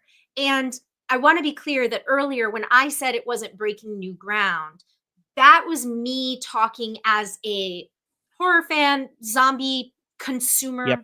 Like, Yep. to me, I'm going, this is a retread with more money, Yep. basically, which is fine. Yep. But that said, I quite liked the Alicia Vikander Tomb Raider, and to that point, I was disappointed that because, it wasn't this thing like when Angelina Jolie played her. Like, then it was like, nah, scrap it, throw it away. Yeah. And I was like, that stinks because Bummer. I liked this one. Yeah. I agree. I agree. I haven't seen it yet, but I'm open to it. I know that was the one where it's like she gets shot in the clavicle with an arrow and has to like put like some gritty cool thing. I think that was part of the more recent gritty reboot video game. But And it was yeah, fun. It it's great. has a sense. It has, the camp of the Jolie films. It's just a different. It's Yeah. like the Mortal Kombat. It's like Mortal Yeah. Kombat, Yeah. It's versus like the new one. it's like Mission Impossible 2 compared to Mission Impossible Fallout. It's a different thing. Different Well, time. yeah, Different yes, time. yes, different time. It was a different time. Okay, I have more questions for you. Okay. How do you how do you feel about? Actually, JK, this was a general question. Go ahead. Hold on. Let's see if I can. I'm Let's ready. see if I can I'll try share to it. I'll try to answer it under 45 minutes. Oh, you think you want to? Yeah. Yeah, Yeah, that's what real we're quick. here for. Real Hector, we're quick. just chatting. We're just Okay. chatting. Okay. Okay. I just want to So get through all the questions though, if there's a lot more. I think, oh no, add to stage. um, I don't think there are just a couple more. Okay, so our Aguilar's question was: given he isn't big on scary movies, what Oh. thriller type of movie does he feel is the Oh. best? Give me some examples of what we would consider thriller. What do we like for thriller? Okay, well, It's not that horror, I guess. Yeah. yeah, that's a good. what's a thriller that this is a great question actually, Mm-hmm. because you know that I I always use the word genre, so I just like I'm like Mm-hmm. whatever, it exits my brain. I mean, would you say that okay, James says Zodiac is a thriller. I Oh, think that's a great I think that's example. a great example, James. Great Great. example. Maybe the best. I love that movie, and I'm normally really squeamish for that type of movie. I Mhm. adore that movie, and it stresses So me good. out, dude. When he goes up to those kids and like by the lake and just is like stabbing them, Uh-huh. I hate it. I hate it. But I But love you love it. Ruffalo. I love Ruffalo and Downey in that movie. I love So Jake good. Gyllenhaal's character, like the way that it was resolved, but not really. Mhm. Kind of every choice that he made, like it's long, but it's like perfect. Like that's a great example. I also love. I haven't seen it in years, but I loved Rear Window, Hitchcock, Oh, when I love saw that it. movie. That's a I great even I movie. even liked, and again, I haven't seen it in years. Need to rewatch it, see if it holds up. Disturbia, Disturbia, pretty it's good, great. It's pretty really good, good. and you know who wrote it? Who? Chris Landon, who Ooh, has gone on to write Freaky, Happy Death Day, oh, the new great. movie Drop. Oh no, he did not write Drop. My a girl that I know, Jillian Jacobs, and Oh, her great. husband wrote Drop. Mhm, Oh, very great. cute.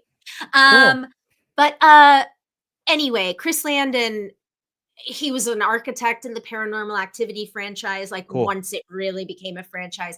Cool. He's such a good writer, he's a great director, but Disturbia was absolutely, it is supposed to be Yeah. Rear Rear Window in Window. suburbia. Yeah, It was great. great. Did you, I have a question for you, Yeah.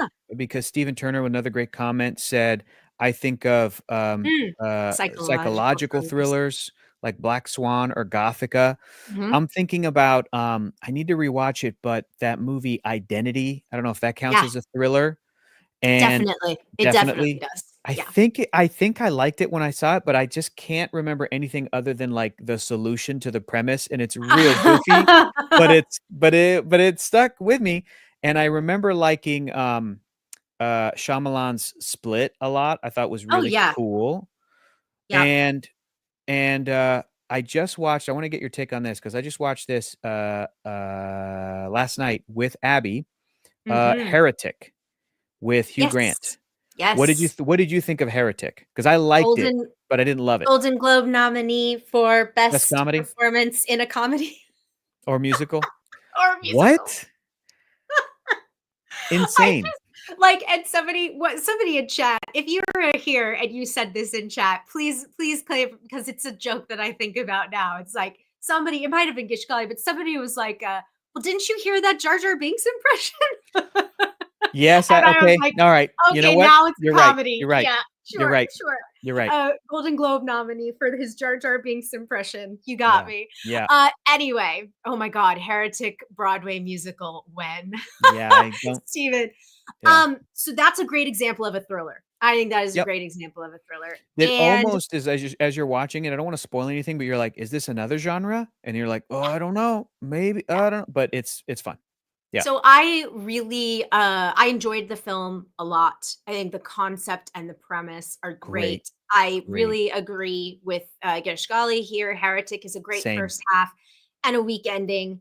Um, you know, I think that the movie suffered from like the Barbarian effect. Have you Mm, seen Barbarian? I haven't yet. Heard it's great. Whoa! Okay, I Yeah. say nothing. I say Okay, okay, okay, nothing. Let's okay, watch it. It's not okay, too scary for you. I okay. 100% promise. Great, okay, great. But one of the reasons that I really, really loved Barbarian Yeah. is because I could not get ahead of it. I just Yes. was like, I had no idea where it was going. But We could kinda it get ahead of Heretic a little bit. Oh, sure. Yeah. But what I was gonna say about Barbarian is that none of the twists and turns in Barbarian felt like, and then this happens, because it just like pulling. It felt all very earned. It Mhm, felt like, yep, this all kind of tracks. This is very cool how they're mhm. choosing to tell this story. And so I felt like, without giving spoilers, because Heretic is relatively new, um, the ending for me felt like like, okay, we got to do something weird and different. Like, can't just be this thing in the house, or whatever. I don't know. Or in the living room, I mean. I don't know. So yeah, it didn't stick the landing for me, but I liked it. Yeah, I agree. I don't want to, again, we're not doing spoilies, but I think that it was really good. I just wanted the ending to be more satisfying in a way. Sure. It's a tough thing when you're like, God, what a strong premise, what an intense opening first act, kind of half of the second act, where you're like, holy shit, Hugh Grant is terrifying. This is so So good. cool.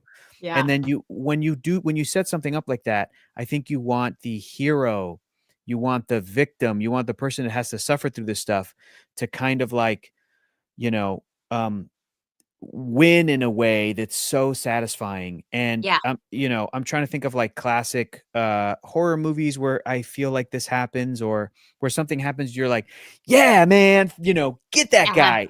And Yeah. it's tough because Jamie Lee Curtis doesn't necessarily like fight and defeat Michael Myers, but that's a different vibe. But you know what I'm saying? Yeah. Just like I would have Yes, liked I it if do. it was a more satisfactory kind of an ending. That's all. Let's watch Barbarian. Okay, great. Because I think it kind of does a little bit of I think it Yeah. like Okay. it comes together, I would argue. I Got it. don't want to overhype it, but Okay. I Excited. saw it after the hype machine and I was like, "Oh, this is very cool." Cool. Cool. Okay, next question for Hector is when did you start collecting things Mm, and what was the first item or items that you were collecting? And that's from Jeez. Freeze though. Great question. I think just when I was a kid and I got, like every other kid, like toys and action figures and things, and started to kind of collect comic books, I think when I was in high school, and specifically more like the collection, like a paperback, like the stuff you Mm, get at like a bookstore. I sure, really, and sure. so when people come over and they see my collection of comics, they're like, geez, dude. I'm like, hang on. I've got so many of these are literally from when I was 15 still, and I still have them. So it's many, many years of slowly, I went to a bookstore and I dropped $20. Yeah. So that's that. And then toys has continued to keep going. And I don't know if I have any other. Some people will be like, oh, I Yeah. collect little ceramic pigs or whatever the thing is. And I'm like, I don't have that. I collect IP. I don't know what to tell you. Uh, I don't, but I also don't want a bunch of random crap from an IP that I like. Sometimes right. friends will be like, "Oh, you like Star Wars? I got you this oven mitt." And I'm like, "I don't want that. I want a regular oven mitt, but I want a Star Wars action figure." Right? Yeah. Or they're like, "Oh, you like Marvel? Like, here's a Marvel clock." I'm like, "I don't want this in my house." You know what I mean? Like So yeah. funny. Yeah, I'm sure it's the same thing when people get you IP branded stuff Oh yeah, they and, give me my nephew gave me like Scream yeah. earrings. Yeah, He's you're like, 4 and he just picked the scariest things ever "Yeah. and I just was or 5 and I was like, "Oh cool, thanks." But Yeah, I'm like, thanks." I look But at my then house like I it's not know. all scary. Like I I don't know. I live in know. a cave, you know. I know. So, yeah, I've been told I'm very tough to shop for I when it believe comes that. comes to nerdy stuff because they'll be like, "I got you this toy, either you already have it or you don't want it for a weird specific reason, or you're not even collecting this thing." I don't know what Star Wars toy you get or whatever. I'm like, "I get the 6-inch, like, Black Series line of, I only get one of each character." Like, it's stupid. So, yeah. I love that. That's I the love answer. that. Okay, I've got another question for Great. you. Great. Um, and I didn't know if this was an inside joke or not. It's So not. I've never seen okay, this prompt before. right. Freckly Cheeks 23 asks if he was were a Oh, shoe, what kind of shoe does he think he would be? I I would know what I be think you would be. oh, what? A Converse. It's pretty good. You'd be a old you'd be like a real not be Old, like a yes. not old, but like a broken in, Yep, nice looking yep. pair of Converse. Like a not new, but like a Benny the Jet, black and white, or whatever he wore to run from the monster, the beast in the Sandlot. Yeah, I'll go with that. Yeah. That's good. That's good. Just a classic American, kinda nerdy, but kinda cool, sneaker. Stephanie says she would be a sandal. Wonderful. Comfortable. Comfortable. Clark, what Yes. shoe would you be? Oh, James says Hector is a hush puppy, I soft love and that. comfy I love that. comfy. That's a really great answer. Clark, what would you be? Um, I think you would be a very beautiful, like, handsome, kind of a pointed, maybe a bit of a heel, but maybe not, like a sensible, Like a sensible flat. but can still be worn with like, I'm going to a gala event, but this is a I love that. comfy, sensible flat. I love that. I love that. I have a Themed pair of like shoes like just obviously like Scream on the side, Scream painted on both sides. Yeah, a Scream the shoe. scariest sensible flat that Mhm. you've ever Mhm. seen. I love that. That's a great answer. That's a great answer. Fun question. This was what a wonderful question indeed. Thanks, Jack. Okay, I've got more for you. Go, keep Here going, we keep going. go. All right. Billy Batson's Lightnings. Was there a definitive moment where you thought to yourself, I think I've made it. Oh, You rock. thank you so much. That's What a Billy s- what- Batson's Lightning. This was a really sweet question, and I It had is. to be sure to ask it. That's a lovely, lovely question. It makes me think about like my life and makes me think about what I've done. I think maybe getting to do DC Daily was one of them. That was Yes. really, truly, it's like, oh, we get to do this job. And then they had some wonderful people on as guests, but then also like we interviewed like people that are not super high profile rich celebrities, but I was like, Yep. "Oh, you're Andrea Romano. You voice directed Kevin Conroy in Batman the Animated Series. You know, I get to sit on the couch with you." Or they brought in like Marv Wolfman, who created the Teen Yeah. Titans. And Yeah. he's like I remember 100 that. years old, and he was Yep. like he's like the same age as Stanley, and you're like, this is crazy. And we're giving him a little shitty award that we like spray painted, whatever it was. I'm like, this is so cool. Marv Wolfman is here. This is so great. Yeah. So that was one, and then maybe before that, maybe when I got to do interviews for Nickelodeon when they had the Nickelodeon podcast, I'd get to drive over there to the studio, go into the studio and interview like the people who created, like, he's the creator of Hey Arnold, or this is the creator of Doug, Yeah. or this is the, one of the creators of Rugrats. And I was like, this is crazy. I think I felt like I made it when I got to do that job. That was very cool. What about you, Clarke? I felt like I'll tell you exactly Yeah. when I felt like I made it. Yeah. I felt like I made it when in the summer of 2022, summer Whoa. of 2022, when I was successfully living in both Atlanta and Los Angeles. Hell yeah, dude. And Hell yeah. I booked Malum. Hell yeah. And so I was able to keep doing Fear HQ Yep. from set. I Yep. was in Louisville. So I was like doing my show and I was still kicking. And then, but I was also knew that like I had just booked a movie and I'm going to set tomorrow as an actor. Awesome. And yeah, it just like all came together. And I was like, this is actually what this is kind of the dream. And like I felt and it was like pandemic too. Can I say too, like 2022, it was like hard for everybody. And you were like, oh shit, I'm doing it right now. This is great. This is crazy. Yeah, totally. And I was honestly like, I was employed, so I was making money. Yep. I was like, wow, I have a savings account. Yep. I am an actor who has a savings account. Wow. Not anymore. Crazy. Yeah, right. Sure don't have a savings account anymore. Better days. Fingers crossed. What's gonna happen? Who can say? Who knows? Who can say? But hang on to those moments. Yeah. When you feel like you've made it. Great. Keep that in your heart. But yeah, that is when I felt it. Awesome. Yeah. Awesome. Summer of 2022 and fall of 2022 was a good time for me. Yep. Perfect. How many more questions are there, Clarke? I want to get through all of them in 12 minutes. Well, Hector, this is not my first rodeo. It's my first rodeo. I got my eye on the clock. I want to see how much time to give to the next answer is what I'm saying. Okay, here we go. Okay. Here we go. From Lowell, have you watched Pixar's Win or Lose? What are your thoughts so far? Haven't seen it yet, but I'm really, really excited to watch it. Just haven't found the time. It's that's all. But it's on the list. And Abby and I are watching. What are we watching? I think we're watching a cartoon show. Oh, we just finished a He-Man cartoon show from a few years ago that features the voices of both William Shatner and Mark Hamill technically playing the same character. That's Captain Kirk and Luke Skywalker were voicing two sides of the same role. Wow, that's cool. Super nerdy, super cool. So, That but is yeah, it's on my list. okay. So this Win is or lose. also from Lowell. Hmm. And I had another Star Wars question for you too, Mhm. which will piggyback. But do you think Revenge of the Sith's re-release will make it cross the $1 billion mark? How much money has it made so far? That I'm I don't know. curious.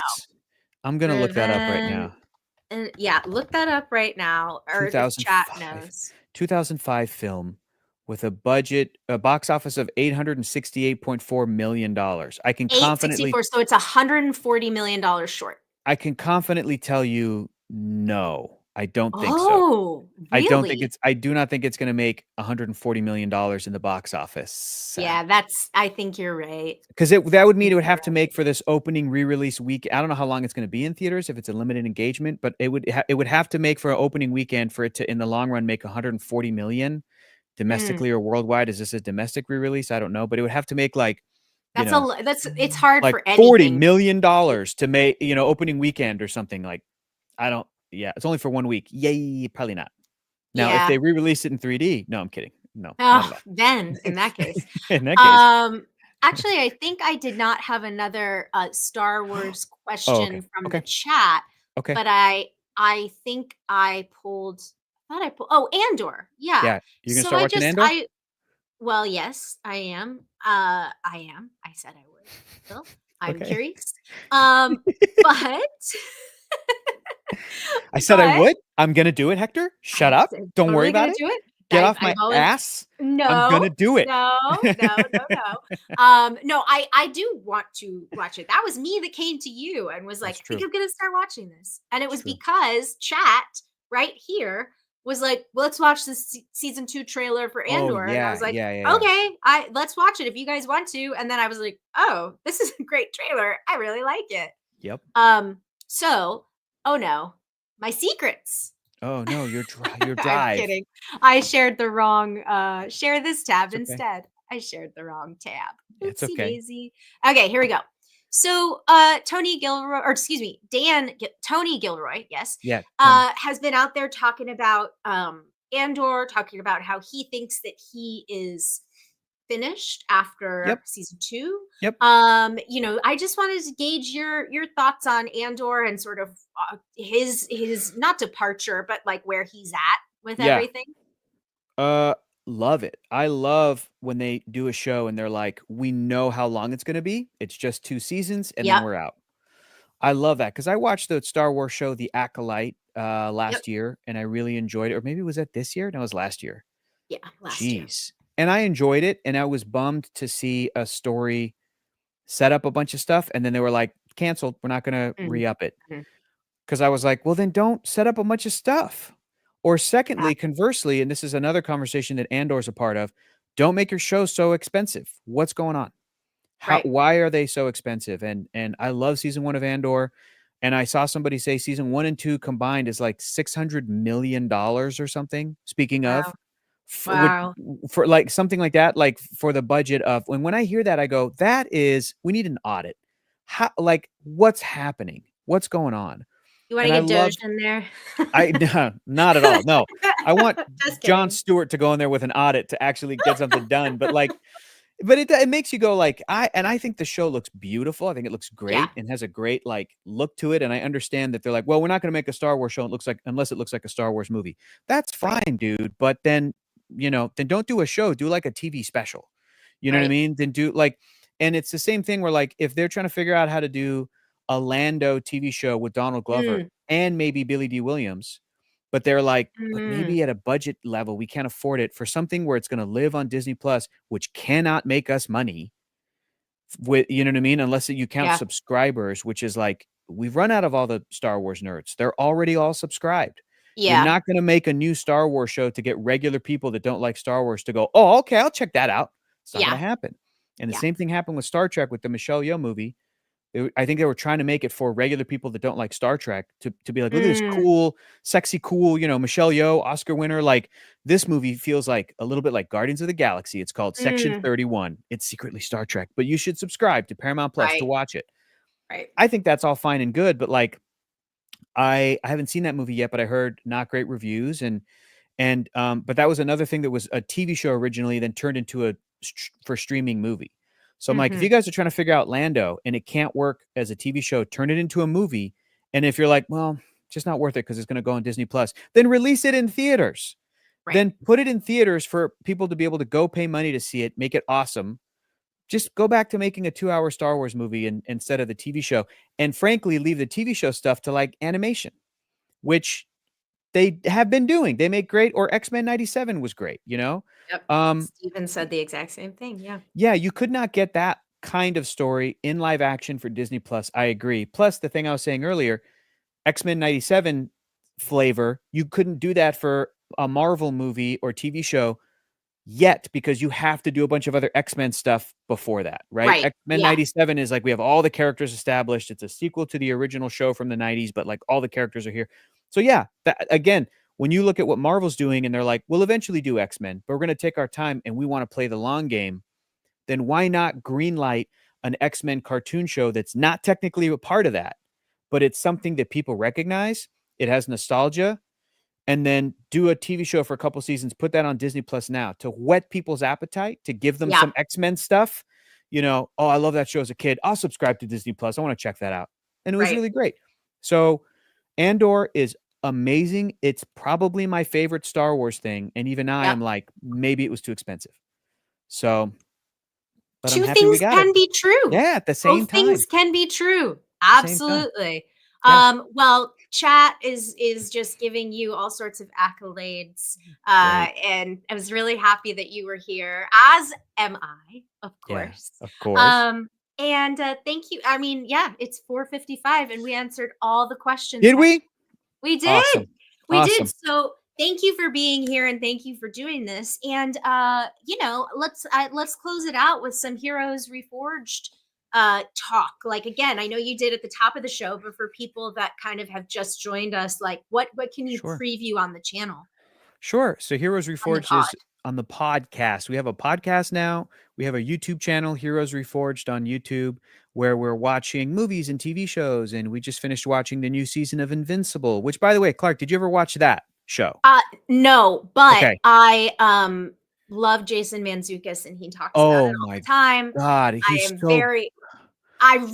So that's another one that needs to go on. The Zook, you got to watch it for the Zook, man. He's so I good. His character is love- named Rex Splode. Perfect superhero character for Jason Mantzoukas to play. He's a guy who has a power and he named himself that. What else do you need to know? I love it. But I was curious about that because you okay, bye Clarke. Bye. It's just me. Oh, I just was giving you the floor. You're okay. curious about that because why? Because you came from the Walking Dead world and you knew everything about it, and that's Robert Kirkman. And this is him doing superhero, which yes, I will say, maybe I'm biased, but I think his writing work in Invincible even surpasses his comic book writing of The Walking Dead. And I know that on Amazon you had watched, I don't know if you're caught up on it yet because we haven't talked about it in a while, but The Boys, you tried it out. Caught up, but caught not up. Gen V. I have not Got watched it. Gen V. Yes, I am caught up also, I haven't seen Gen V, and I think I need to watch the most recent season of The Boys, which I haven't seen yet.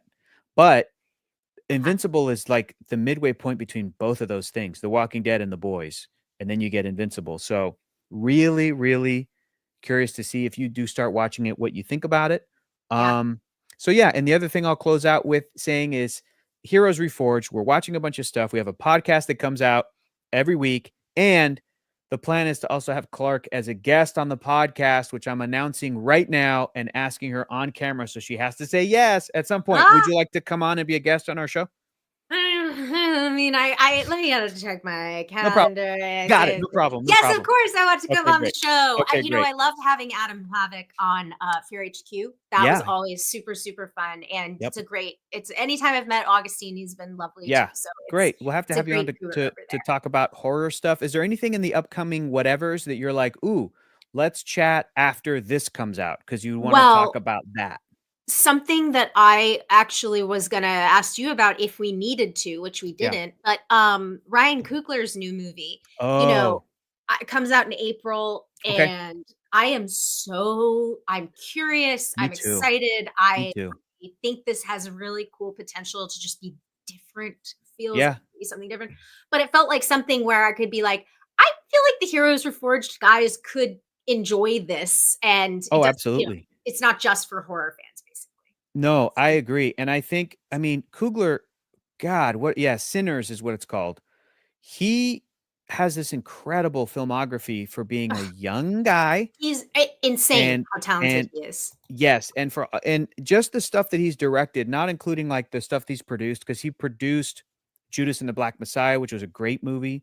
He also produced Space Jam: A New Legacy, not a great movie, but he directed Fruitvale Station, which I still have not seen It's because very good.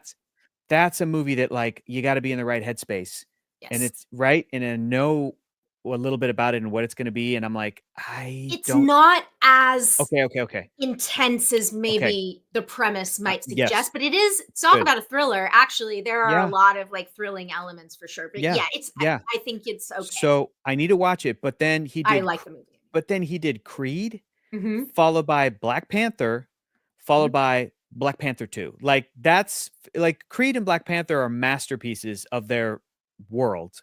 Yeah. And I think that Black Panther 2 Wakanda Forever is very, very good for what it is. It's very, very good Mm. for all the stuff that he had to dealing with Chadwick Boseman passing away. Yes. And then he went from that to Sinners. And it Yeah. does feel like Sinners, he's like, okay, I'm just gonna let loose a little bit and and do some crazy shit that I haven't been able to do because I've been working with Disney for a couple of years. Like it looks great. It looks great. So yeah, maybe after Sinners, we can have you on as a guest. That'd be awesome. That would be really fun. And also to see Michael in that role, to see them working together in a different way. I'm sure it's like thrilling Mhm. for both of them, When you say them working together, you mean Michael B. Jordan and Michael B. Jordan playing twins? That's what you mean? Twinsies. That's what I mean. That's what I mean. We got a real parent trap situation Yeah, going on here. absolutely. Well, Yeah, Michael Hector, B. thank Jordan, you he again. called up Lindsay Lohan. He said, "Any advice?" Yeah, any tips for Yes, yes. how to do this? And Here's the tip: do one with a British accent, do one without. He goes, "Got it. Thanks, Lindsay gotcha. Lohan." Gotcha. Great, No, great. but thank you again, Hector, for being here. Oh, when do new episodes of the podcast drop? They come out every Monday. And what did we just record that's coming out Monday? Oh, we have our semi-annual, I don't know how many times we've done it. We have our award show coming out on Monday in honor of the Oscars. It's called the Reforgies. So we have the Heroes Reforged Reforgies awards coming out on Monday, and it was very fun. And we do a bunch of bullshit categories and some cool, and like, we also do like I don't know if we have best stunt this year, but we do like, the Academy would never do this category. Yeah, yeah. Uh, and then we let our community vote on who the winner is going to be. So there's some real fun, Okay. yeah. It's going to be, so we have like, for example, we have best romance. It's kind of like the MTV Movie Awards, right? We have best Sure. romance and then we have best bromance, Oh, both of those love, categories. love it. Love Good, it. good, Well, good, good. this is wonderful. Mm-hmm. Well, everybody, don't forget, coming up, subscribe to Heroes Reforged on Thanks. YouTube if you haven't already, and subscribe to the pod on, I'm assuming, all of the places that you can get Yep. your Yeah, pods. absolutely. You're right. It's also on YouTube, but it's yeah, you could just do podcast places. So there we go. Love it. I love it. Yeah. All right, Thanks, Hector. Well, Clarke. thank you again for being here. I'll see you soon. Okay, bye. And thank you all so much for being here as well. Thank you to Hector. Join the Patreon if you haven't already. There are free tiers, there are paid tiers. It's a great way to build the community and to talk to one another and to talk to me. And yeah, and thank you for being here again. I appreciate you. This was so fun. Have a great weekend. Be safe, everyone. And I will see you next time. Bye, everyone.